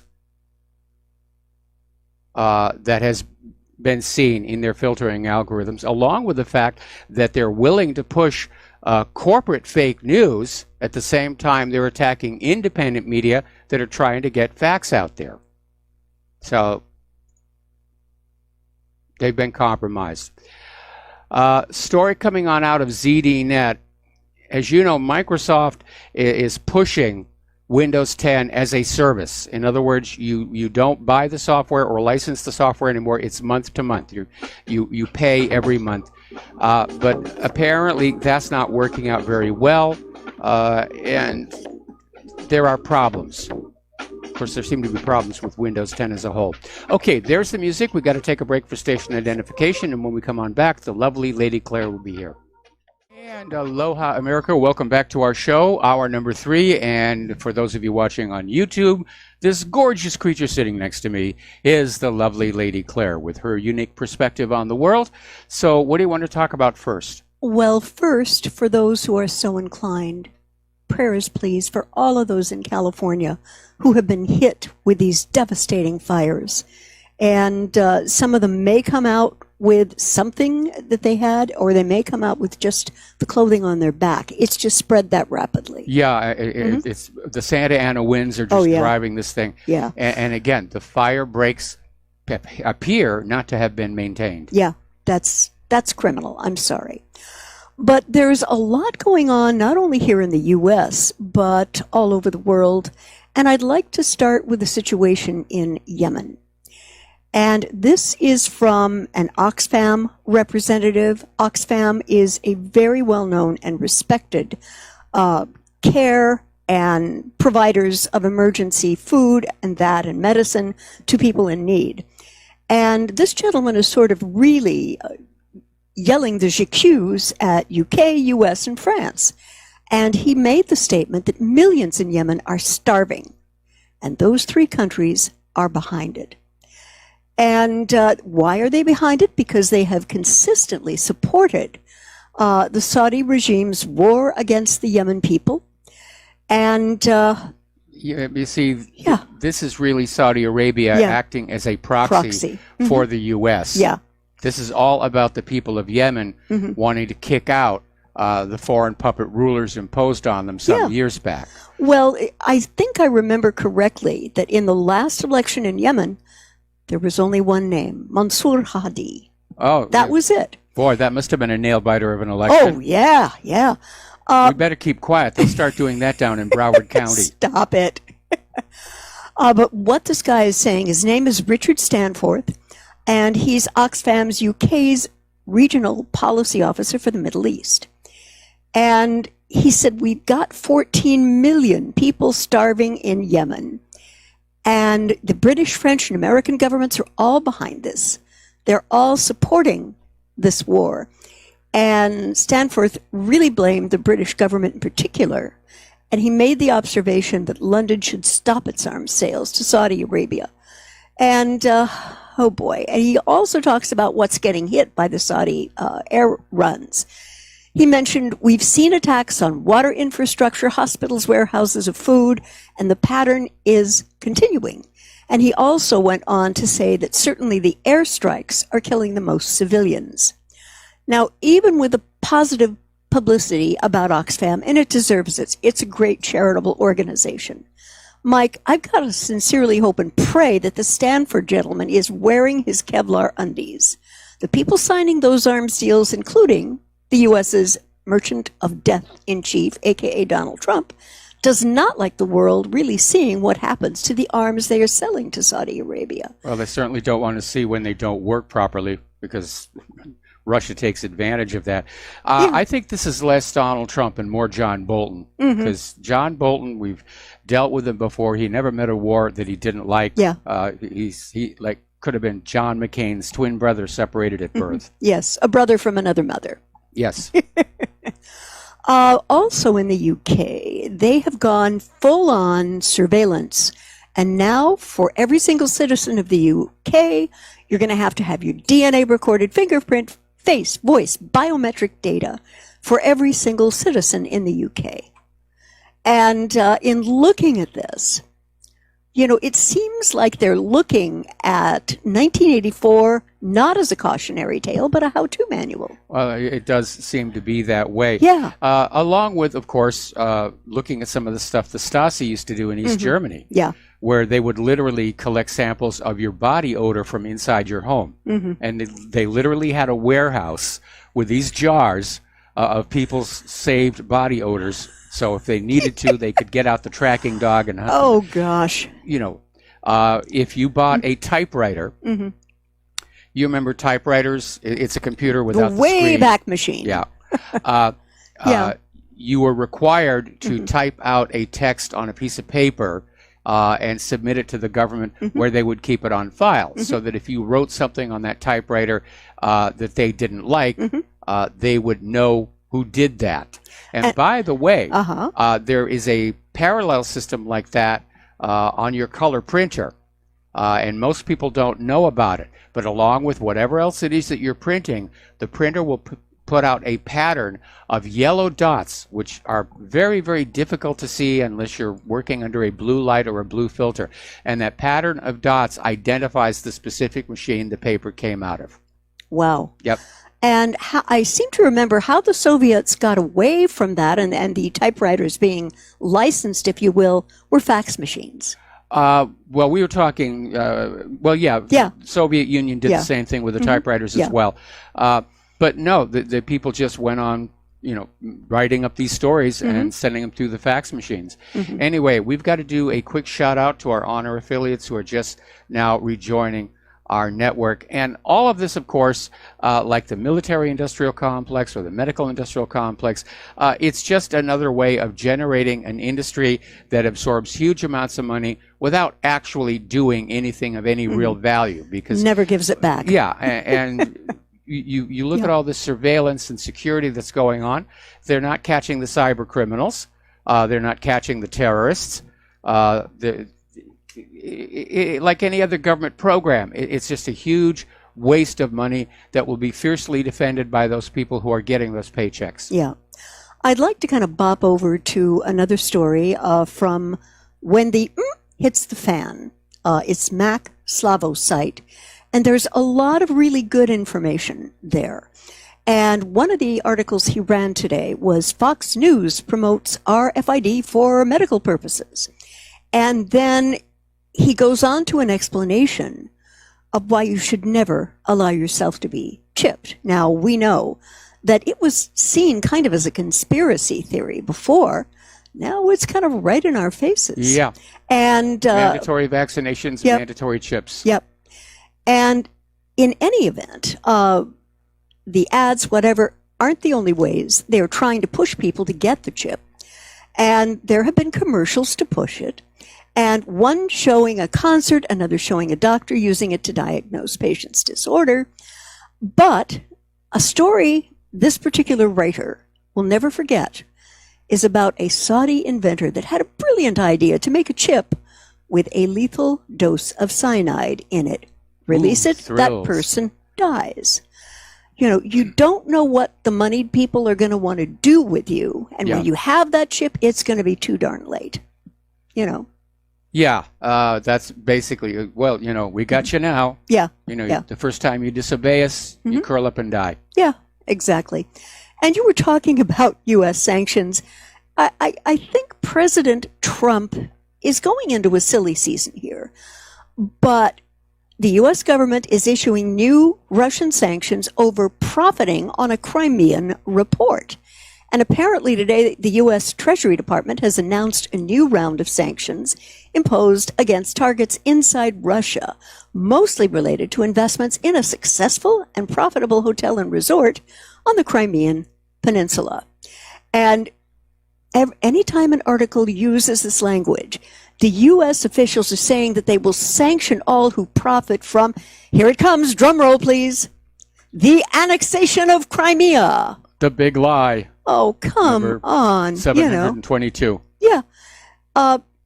And its latest flurry of sanctions were tied to the Miria Resort and Spa in the southern Crimean city of Yalta. I've heard Yalta is a very beautiful place to go. Yes, it is. And it's rated as a very, very high-end luxury hotel. So President Trump and anyone from your group who is listening to this or watched me post it, I have a word for you, sir. The world knows that Russia did not annex Crimea. Now, I don't know if you're having, Mr. President, what I would call a difficult spell of SMD, selective memory disorder, so I would like you to let me reorient you to 2014 in my exclusive Wayback Machine. Doesn't hurt a bit.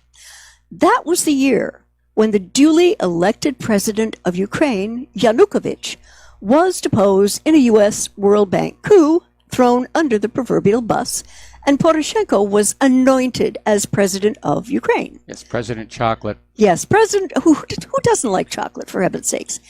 And you might remember, or you might not, that even President Barack Obama made a very public announcement in an interview that the U.S. was definitely a part of that coup. I think somebody even admitted how much money they spent on it. Yeah. And the other thing I would like to hope our president does know, that Crimea had been a part of Russia until the Russian president Nikita Khrushchev annexed it to Ukraine in the late 50s, as he himself was Ukrainian. Well, as a matter of fact, that was illegal under Soviet law at the time. Mm-hmm. And but again, this is not a case of Trump not understanding what's going on. It's a case of reframing the story to serve your agenda. I know. Which is to poke the Russian bear in the eye yet one more time. Yeah. And the Crimeans understood very clearly post-putsch that there was no representative government for them in Kiev. And so let me remind you, Mr. President, what they did. First, they voted in a free and fair election to ask the Crimean people if they wanted to stay with Ukraine or petition the Russian Federation and join it. And overwhelmingly, the Crimean people voted to ask to join the Russian Federation, and their petition was granted. It was now, actually two separate referendums. Yes, the two, first right. one was for secession from Ukraine. Yeah. That one passed overwhelmingly.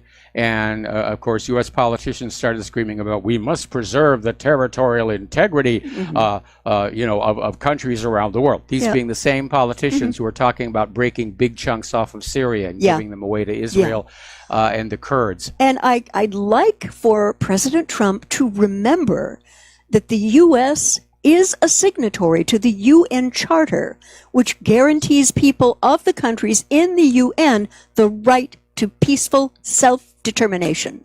This is exactly what the Crimean people did, Mike. Yep. Yet the U.S. government refused to accept what they had done. And you know what really worries me here? Attempting to punish Russia for something it absolutely did not do and lying about what really went down make the options of this new sanctioning look really ugly. Very ugly indeed. Well, again, like as I mentioned earlier in the show, apparently this high-ranking French minister got up saying, we're not going to let the U.S. be the world's trade policeman. Yeah. And to me, that is sending the signal. Everybody's getting sick and tired of the sanctions and the tariffs. Yeah, one wonders how long the U.S. is going to be able to hang on here if no one's observing them. You know, everybody, if the rest of the world, all on the same day, dumped their dollars and their treasuries, oh boy, it would be over. That would be it. The only thing the United States still has that gives them any power and authority over the rest of the world is the nuclear arsenal. Yeah. And I'm sure there have been back-channel discussions about that. You know, you got a nice country here, be a shame if something bad happened to it. And this is something that somehow I did not hear on the prostitute media at all. And this is from Global Research, again, a very responsible blog. And the title of the article is Disregard for World Opinion Defines the U.S. Government. And I swear, I didn't see it anywhere. But last week, the UN General Assembly overwhelmingly voted to condemn the U.S. embargo against Cuba.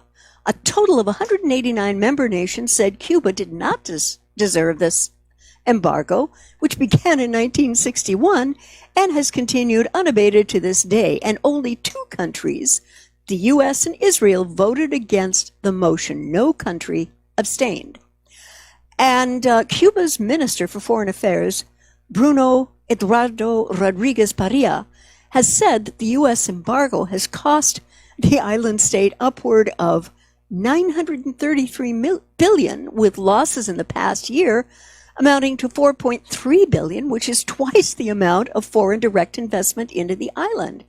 And he said, as he put the resolution forward, that this embargo is an act of genocide against the Cuban people. Well, this is actually going to become very significant in the near future, because one of the few things that I agreed with Barack Obama was that he wanted to normalize relations with Cuba. And even knowing back then that there was growing tensions being pent up against Russia, I said, this is a smart move. Because remember what led to the Cuban Missile Crisis. When Fidel Castro kicked out Batista, he did approach the United States about normalizing relations, and the United States made some rather ridiculous demands. They insisted that Castro sell Cuba's agriculture to American corporations at below market prices, which is what Batista had been doing. And Castro couldn't do that. And so it was at that point that the U.S. declared the embargo. So Castro literally had no choice but to form relations with the Soviet Union, which gave the Soviet Union a toehold inside our hemisphere. And following the U.S. placement of nuclear missiles in Turkey, the Soviet Union put nuclear missiles on the island of Cuba. And that's what led to the Cuban Missile Crisis. And that may happen again. I seem to remember a recent article, Mike. It may happen again. It was stupid when the Trump administration came on in. They reversed Obama's policy on Cuba and went back to, being mean and stink face, and we're going to keep the embargo, and we're going to go on pounding on you and hurting you. Yeah. And as a result, no big surprise, the Russian republics are talking to Cuba about normalized relations between them. Yeah. Mutual support of the economy. They have recreated the same conditions that led to the Cuban Missile Crisis, all because the U.S. government knows how to carry a grudge for decade after decade after decade after decade, because that's all this is. Yeah, and the weird thing to me is we're trading with Vietnam now. Vietnam is a big trading partner. Yes. And come on, folks, let's be a little reasonable. I would think that an energy of engagement, kids exchanging schools, colleges exchanging teachers, trade, hospitality, everything working together will encourage the Cuban government to have a good relationship with us rather than push it away. They have historically wanted a good relationship with the U.S. government.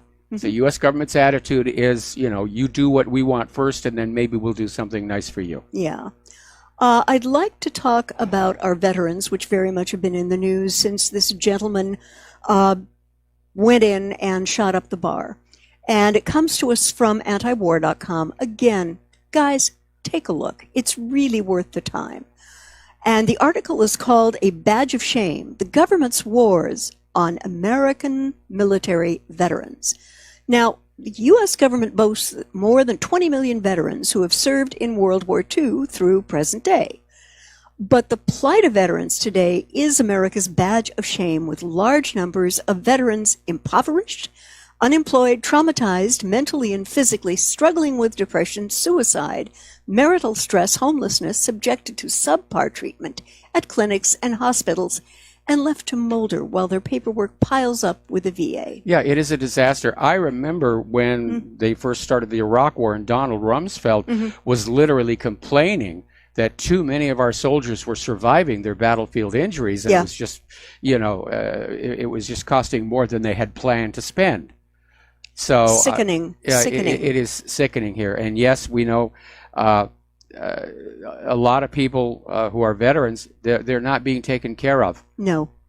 They're not. And I have to wonder how this gentleman who did the shooting, and I mean, he was a decorated Marine, I believe. How this kid, he's a kid. I'm 69. He was a kid. Yeah. How this kid slipped through the cracks, I have no idea. Because if I were a mental health... It may not have been a case of slipping through the cracks. He was suffering PTSD. What does the VA do when somebody says, I'm suffering from post-traumatic stress disorder? Oh, here's a prescription for antidepressants. SSRIs, And though, those have a known track record which is documented. Yes. In case after case after case after case, Mike. Okay. We got to take a break for commercials. Okay. And we'll be right back after these few words. And aloha, America. Welcome back to our show here. Now, apparently, 160,000 people have been ordered to evacuate their homes in California. And what a double tragedy for the city of Thousand Oaks, because one of the fires is bearing down there as well. Oh, dear. And that may, in fact, be the same fire that has forced the complete evacuation of Malibu. But here's... Claire and I lived in Southern California. I saw some really horrendous fires. Yeah, me too. But again, the situation here is that the money to clear out the dead brush and keep the fire breaks open just wasn't there because of the war economy. And speaking of the war economy, you've got something up on your screen that looks interesting. Yes, I do. U.S. arms exports up 13% over 2017 as Trump champions deals. Now, what this 13% amounted to in terms of U.S. dollars is $192.3 billion in the year ending September 30th, and that was from the State Department's figures. Looser restrictions coupled with high-level efforts to close deals. In other words, a lot of arm twisting out there, a lot of bribery. Yeah, use ambassadors to sell American weapons. Which is not what the ambassadors are supposed to be doing. They're not supposed to be salesmen. They're supposed to be ironing out kinks in our foreign policy. Yeah. And the largest U.S. arms contractors who sell ships, tanks, planes, missiles, and other goods include Boeing, Lockheed Martin, Raytheon, General Dynamics, and Northrop Grumman Corporation. Who are all very, very generous campaign donors year after year. Absolutely. And I think what struck me, I want all American companies to do well, but it really appears to me, Mike, that we now have a merchant of death in chief for a president. Great for the bomb makers, lousy for the countries those bombs are going to fall upon. And all of you who watch the video feed, and all of you who see the comments at Mike's website when I post, these images of Yemeni children getting killed, 2, 3, 4 years old, for what reason?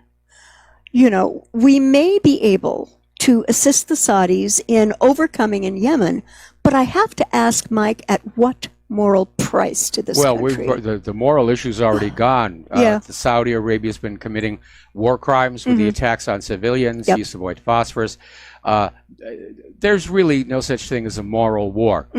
War is the master sin of all, because it contains within it all other sins. And the idea of trying to make war palatable by dressing up your killers in costumes and putting ribbons all over them. And bright, shiny medals. It's a big lie. It's basically war is mass murder wrapped in a flag. That's all it really is here. And getting over to Yemen again, apparently the Trump administration is considering declaring Yemen's Houthis terrorists. Now, this is on the heels of a peace effort just a couple of weeks ago, and now they're considering labeling the Shiite Houthi movement in northern Yemen. Well, you need to understand the Shiite Houthi movement isn't really a movement. When they kicked out that prior junta, Al-Hadi, the Houthis were the government of Yemen. And of course, the media is trying to make you think that they're somehow outside, that they're others, that they don't belong there, but that Saudi Arabia and the United States do.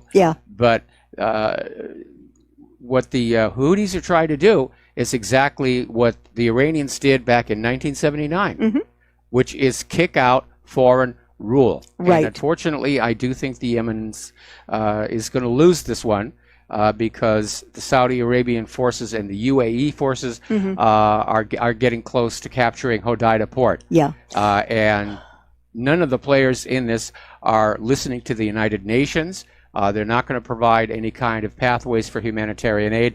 I think basically Saudi Arabia's plan is they're basically going to kill off pretty much everybody in Yemen, so there's nobody left to testify as to what really went on there. It's a scorched earth policy as near as I can see. And one of the observations made in this article was that it reflects Trump's desire to go after perceived Iranian allies to the Houthis. And Saudi Arabia is attacking the Houthis and has accused them of being in league with Iran. And, you know, that's kind of a made-up thing.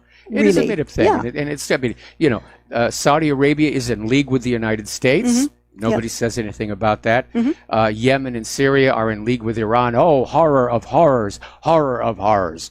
And again, it's a way of the corporate media of trying to basically spin things so that you get this image of we're the good guys and they're the bad guys. And what we do is right and just and moral. And when they do exactly the same thing, it's evil and it's a war crime. So you really need to free yourself from that corporate media spin cycle. Now, we've got to take another break for commercials. We will be right back. And aloha, America. Welcome back to our show here. And there's yet another development in this voting circus down in Florida. Apparently, a statement was made under penalty of perjury. This is coming from Marco Rubio.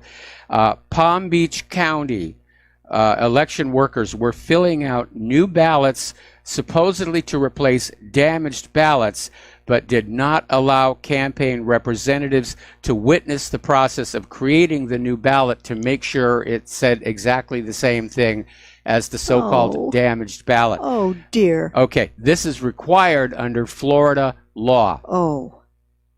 Okay. Unbelievable. Okay, you've wanted to talk more about this. I'd like to kind of finish up with Yemen. It is glaringly and painfully apparent to me that neither President Trump nor one of his BFFs in the Middle East, the Butcher of Yemen, aka Crown Prince bin Salman, don't want peace, but want to continue this war to its ultimate conclusion. And now that it looks like Hodeida is being circled and the roads are being cut off, that may happen very, very soon. You know, when I was a kid... Whoops. Sorry, dear. Yeah, got to When I was a kid, I never used to think of myself in context as being a citizen of a country that committed war crimes. Well, that doesn't occur to you. Growing up, all we got was from TV news in our schools that said we were the good guys, and we were victorious, and only the bad guys like Stalin and Hitler, and they did all these horrible things, but we didn't do it because we've got the sweetest smelling army in the world. And it's very frustrating. I wish we were a little younger and with a little bit more able to take care of ourselves. That we could go to a country that is civilized enough that it doesn't aid and abet other countries' war crimes like we're doing with Saudi Arabia in Yemen. It's a very sad moment of realization, I'm sure, for me and people who are getting close to 70. Yeah, our country does. This is what we do. And speaking of killed in foreign wars, there has been a study in Iraq, Afghanistan, and Pakistan that the U.S.-generated wars have killed, and this is a moderate number now, 500,000 people. And this study really reminds me of that phrase from Karl Marx, all wars are economic in their origin. That's it. It's all about greed. It's all about control of resources. And in Afghanistan, you've got the pipelines, rare earth minerals, and of course the poppy crops. Puppies. In Iraq, you have the pipelines, and in Pakistan, you have a really embarrassment of natural resources. And the government's MO in more recent years, post 9/11, has been to destabilize, regime change, ensuring that they are installing a U.S.-centric government, then selling those resources only to countries approved and by approved corporations and for the U.S. dollars. It's not since 9/11. The U.S. has been playing that game since at least the end of World War II. But that even one person dies. I'm sorry, in my world, there is no such thing as collateral damage. We are brothers and sisters in this life, and, but even if that one person dies, let alone numbers like this, Mike, this is one of the most appallingly immoral, and as though the U.S. government collectively will be able to continue those practices with complete impunity. And by the way, collateral damage is another one of those media words to make it sound like it's not that big a deal. These people were killed. They were blown to bloody shreds by U.S. weapons. That's just collateral damage here. I mean... And guys, I'm sorry I get emotional about this, but I see so many ways that this country could be getting what it wants geopolitically without firing a shot, and that doesn't seem to be happening. Well, it's not happening because this country went down a bad course of basically turning its back on manufacturing, then sabotaging its own agricultural industry with GMO. The United States doesn't have anything to really work with. The United States is kind of mined out. We don't even have a lot of natural resources other than oil, which we're still punching holes deeper to get that.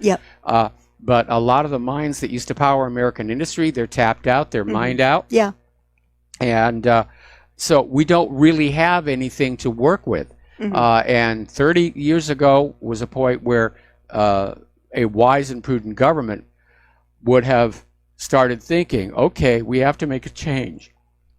And I'll give you, a good example. The nations in the Middle East understand that oil's not going to last forever. And that's why they're getting into nuclear power, and that's why they're diversifying their investments.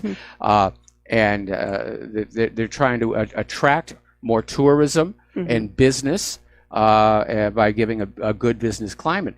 The United States can't even really offer that, especially when you look at some of our major cities like San Francisco, which now has to have a poop squad. Oh, dear. Okay. Yeah, we're a nation in decline. Yeah. And I fear that the conventional thinking in Washington, D.C. is that we'll regain our greatness by going on out and conquering the rest of the world and smashing it up even worse than our nation is. And then we'll look good by comparison. Yeah. I would like to go back over to Ukraine now, because the U.S. Embassy in Kiev has done a very not wonderful thing. They are urging Donbass residents to boycott the November 11th elections. And the self-proclaimed Donetsk and Lugansk People's Republics will elect heads of government on 11 November. Now, the U.S. Embassy in Kiev has urged residents of eastern Ukraine to boycott the elections scheduled for November 11th. Well, these elections that are scheduled for the 11th, which is this weekend, right, are to elect governments for Lugansk and Donetsk. Yeah.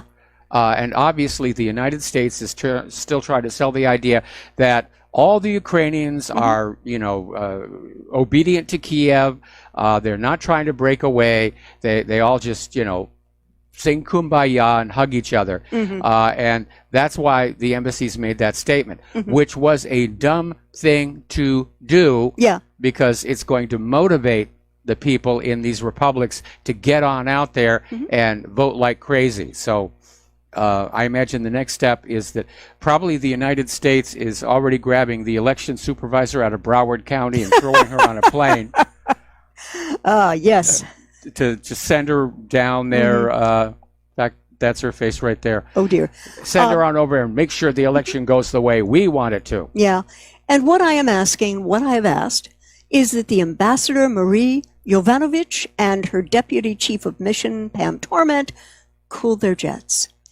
And it appears that both these ladies, as well as our president, have collectively and conveniently forgotten that the U.S. is a signatory to the UN Charter, which specifically states in Article 1, Section 2, just like the people in Crimea did, to develop friendly relations among nations based on respect for the principle of equal rights and self-determination of peoples. Let me run that by again. To develop friendly relationships among nations based on respect for the principle of equal rights and self-determination of peoples. Okay. Well, the United States, like Israel, ignores the UN whenever it's convenient. The only time they ever talk about the United Nations is when they can accuse some other nation of being in violation. Oh, you northeast, southwestern ham, you're in violation of the UN Charter.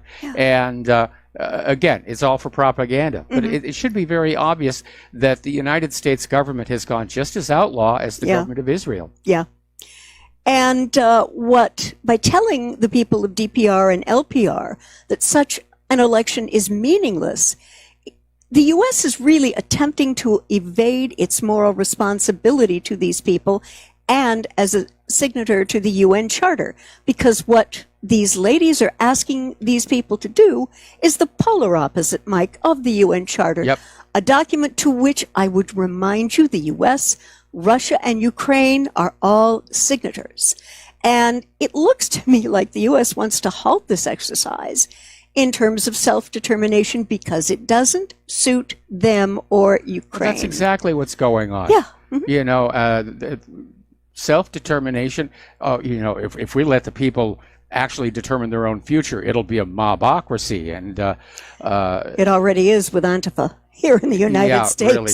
But Broward County has found another 78,000 votes. Amazing how that happens. It's just amazing. Yeah. I'm stunned. I'm stunned. But selective enforcement of the UN Charter, which the U.S. is again attempting to do in this manner, is looking very ugly right now. The optics are officially horrible, and I am respectfully calling out Ambassador Jovanovic and Deputy Chief Tremont to please cease and desist. These people... Well, unfortunately, they don't work for you. I know. Darn it. Okay. All right. I have a few things. I know that you've talked about this, the mob at Tucker Carlson's home as a suspected hate crime. And I really, I'm angry at this, Mike. We are better than this as a people. Okay. I didn't realize they'd vandalized. Oh yeah, they vandalized the house as well. Yeah, you know. I knew they'd spray painted something on the driveway. And D.C. police are investigating a left-wing mob's protest at the house, which happened earlier this week. And they're calling it a suspected hate crime with anti-political motivations. Well, I don't think they did it because they love him. No, they did not do that. And, you know, in looking at the damage, Mike, this is disgusting. Yes. And has no place in civilized society. Now, I wish we lived in a civilized society. Hear, hear. But now there are moments when Mr. Carlson and I do not see eye to eye on a number of issues. But I would expect that we both, as decent human beings, would be able to make our points understood using logic and reason as our weapons without ever resorting to physical violence. Well, that's if you've got logic, reason, and facts to support your point of view. But what we've seen with liberalism and this push toward communism, they can't win the arguments on the facts, logic, and law, and that's why they're resorting to this kind of brown shirt tactics. And then again, the Antifa folks, Maxine Water included, who has encouraged this kind of confrontation, but was terrified when she thought it was going to come back to her. Yes. Yeah. Now, these people may not be hurt them. Yeah. But they may not be the brightest bulbs in the closet. And because they are collectively, intellectually bereft of any common sense or logic, they really don't have a clue, Mike, to see the level at which they're being used and manipulated by the moneyed leftistas in this country. I think I just invented a word. Well, remember what happened to those brown shirts when Hitler finally did win political office in Germany? Yes, they call I it do. The Night of the Long Knives. Yeah, I do. And so I'm saying, would any of the uber rich have been down there for 1 second? Perhaps, let's say, a Hillary Clinton, Barack Obama, or Barbara Streisand? Heck no. They expected their poor little deluded minions to do the dirty work and act out of their rage for them at a safe difference while putting people's lives and families at risk. Well, Stalin had a name for that kind of people. He called them the useful idiots. And we have a caller on the line. Oh, great. All right, so let me turn up your headset volume here. And Art Off the Grid, aloha. Welcome to the show. What's on your mind? Hello, Mike. Hello, lovely Lady Claire. How are you today? Doing well. What's on your mind today? I have so tried to resist doing this, but I can't help myself. Keep talking about finding all of these ballots. Yes. Now, what would happen? Two points here. What would happen, first of all, if the shoe was on the other foot, and it was Republicans challenging the outcome and suddenly finding boxes and truckloads full of uncounted ballots in Florida, and of course, several boxes in a school in Arizona. My goodness, how did they get there? Yep. Magic. Magic. And and David Copperfield can't touch this one. No. And the second one is here in Georgia.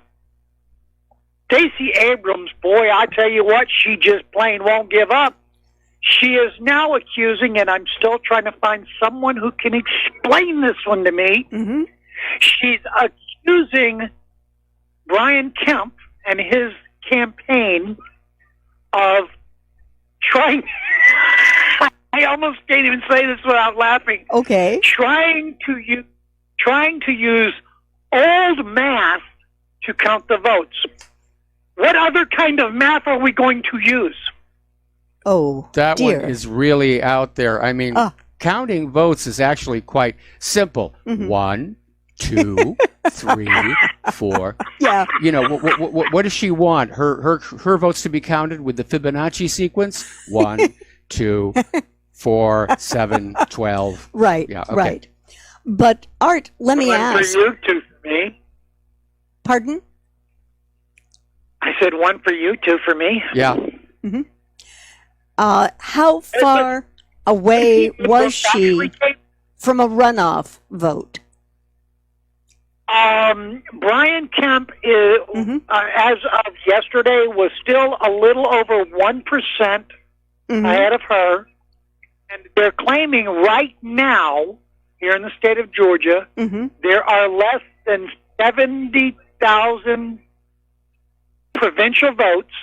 And even if every single one of them went to her, it still would not be enough to qualify for a runoff. Okay.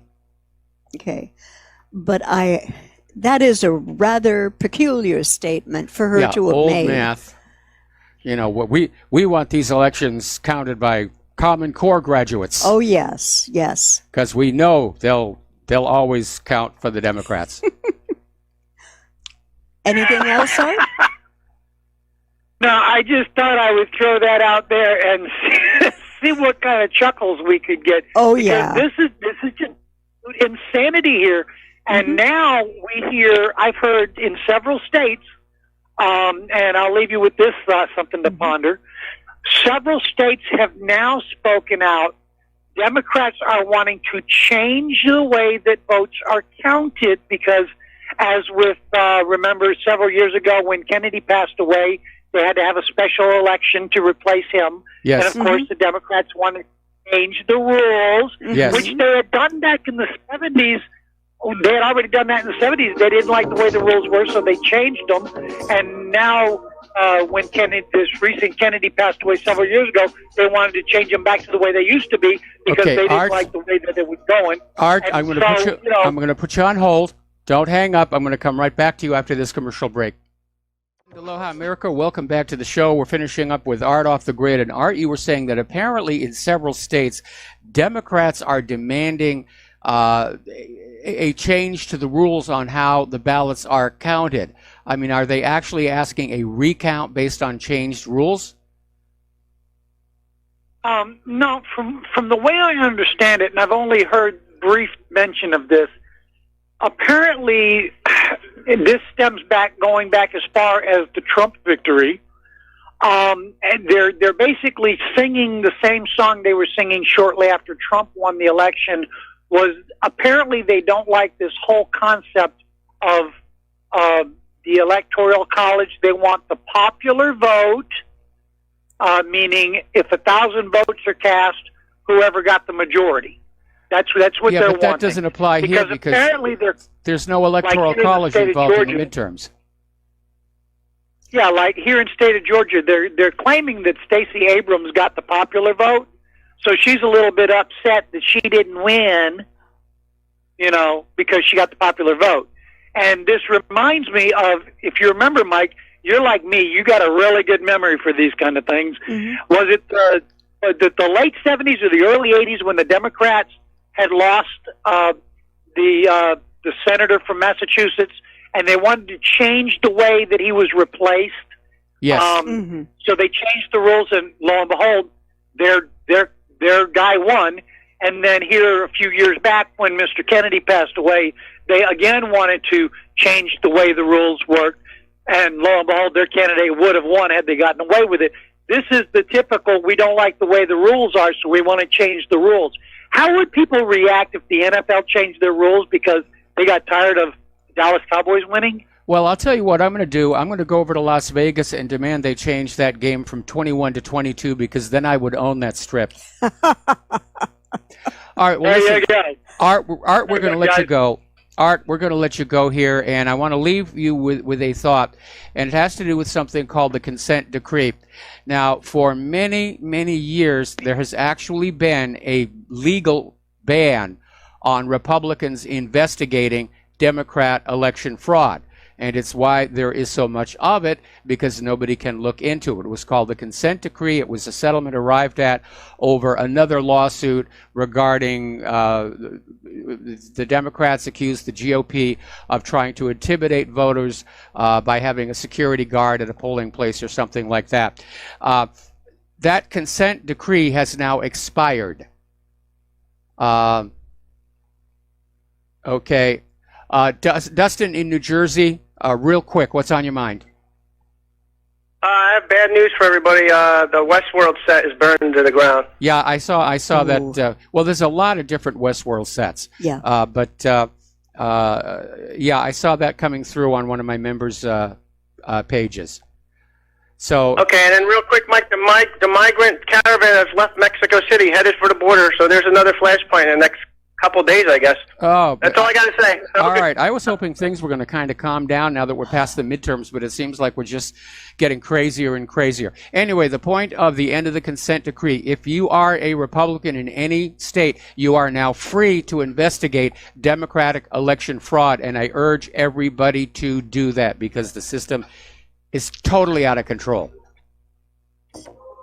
Okay, there's the music. Time for us to get on out of here. Stay tuned for John Stadmiller. And have yourself a really good weekend. Have a safe weekend. Veterans Day is Sunday. Monday, of course, is a holiday. And please donate to RBN. Please donate to whatreallyhappened.com. We'll be back Monday, or I'll be back on Monday. Yes. Aloha, America.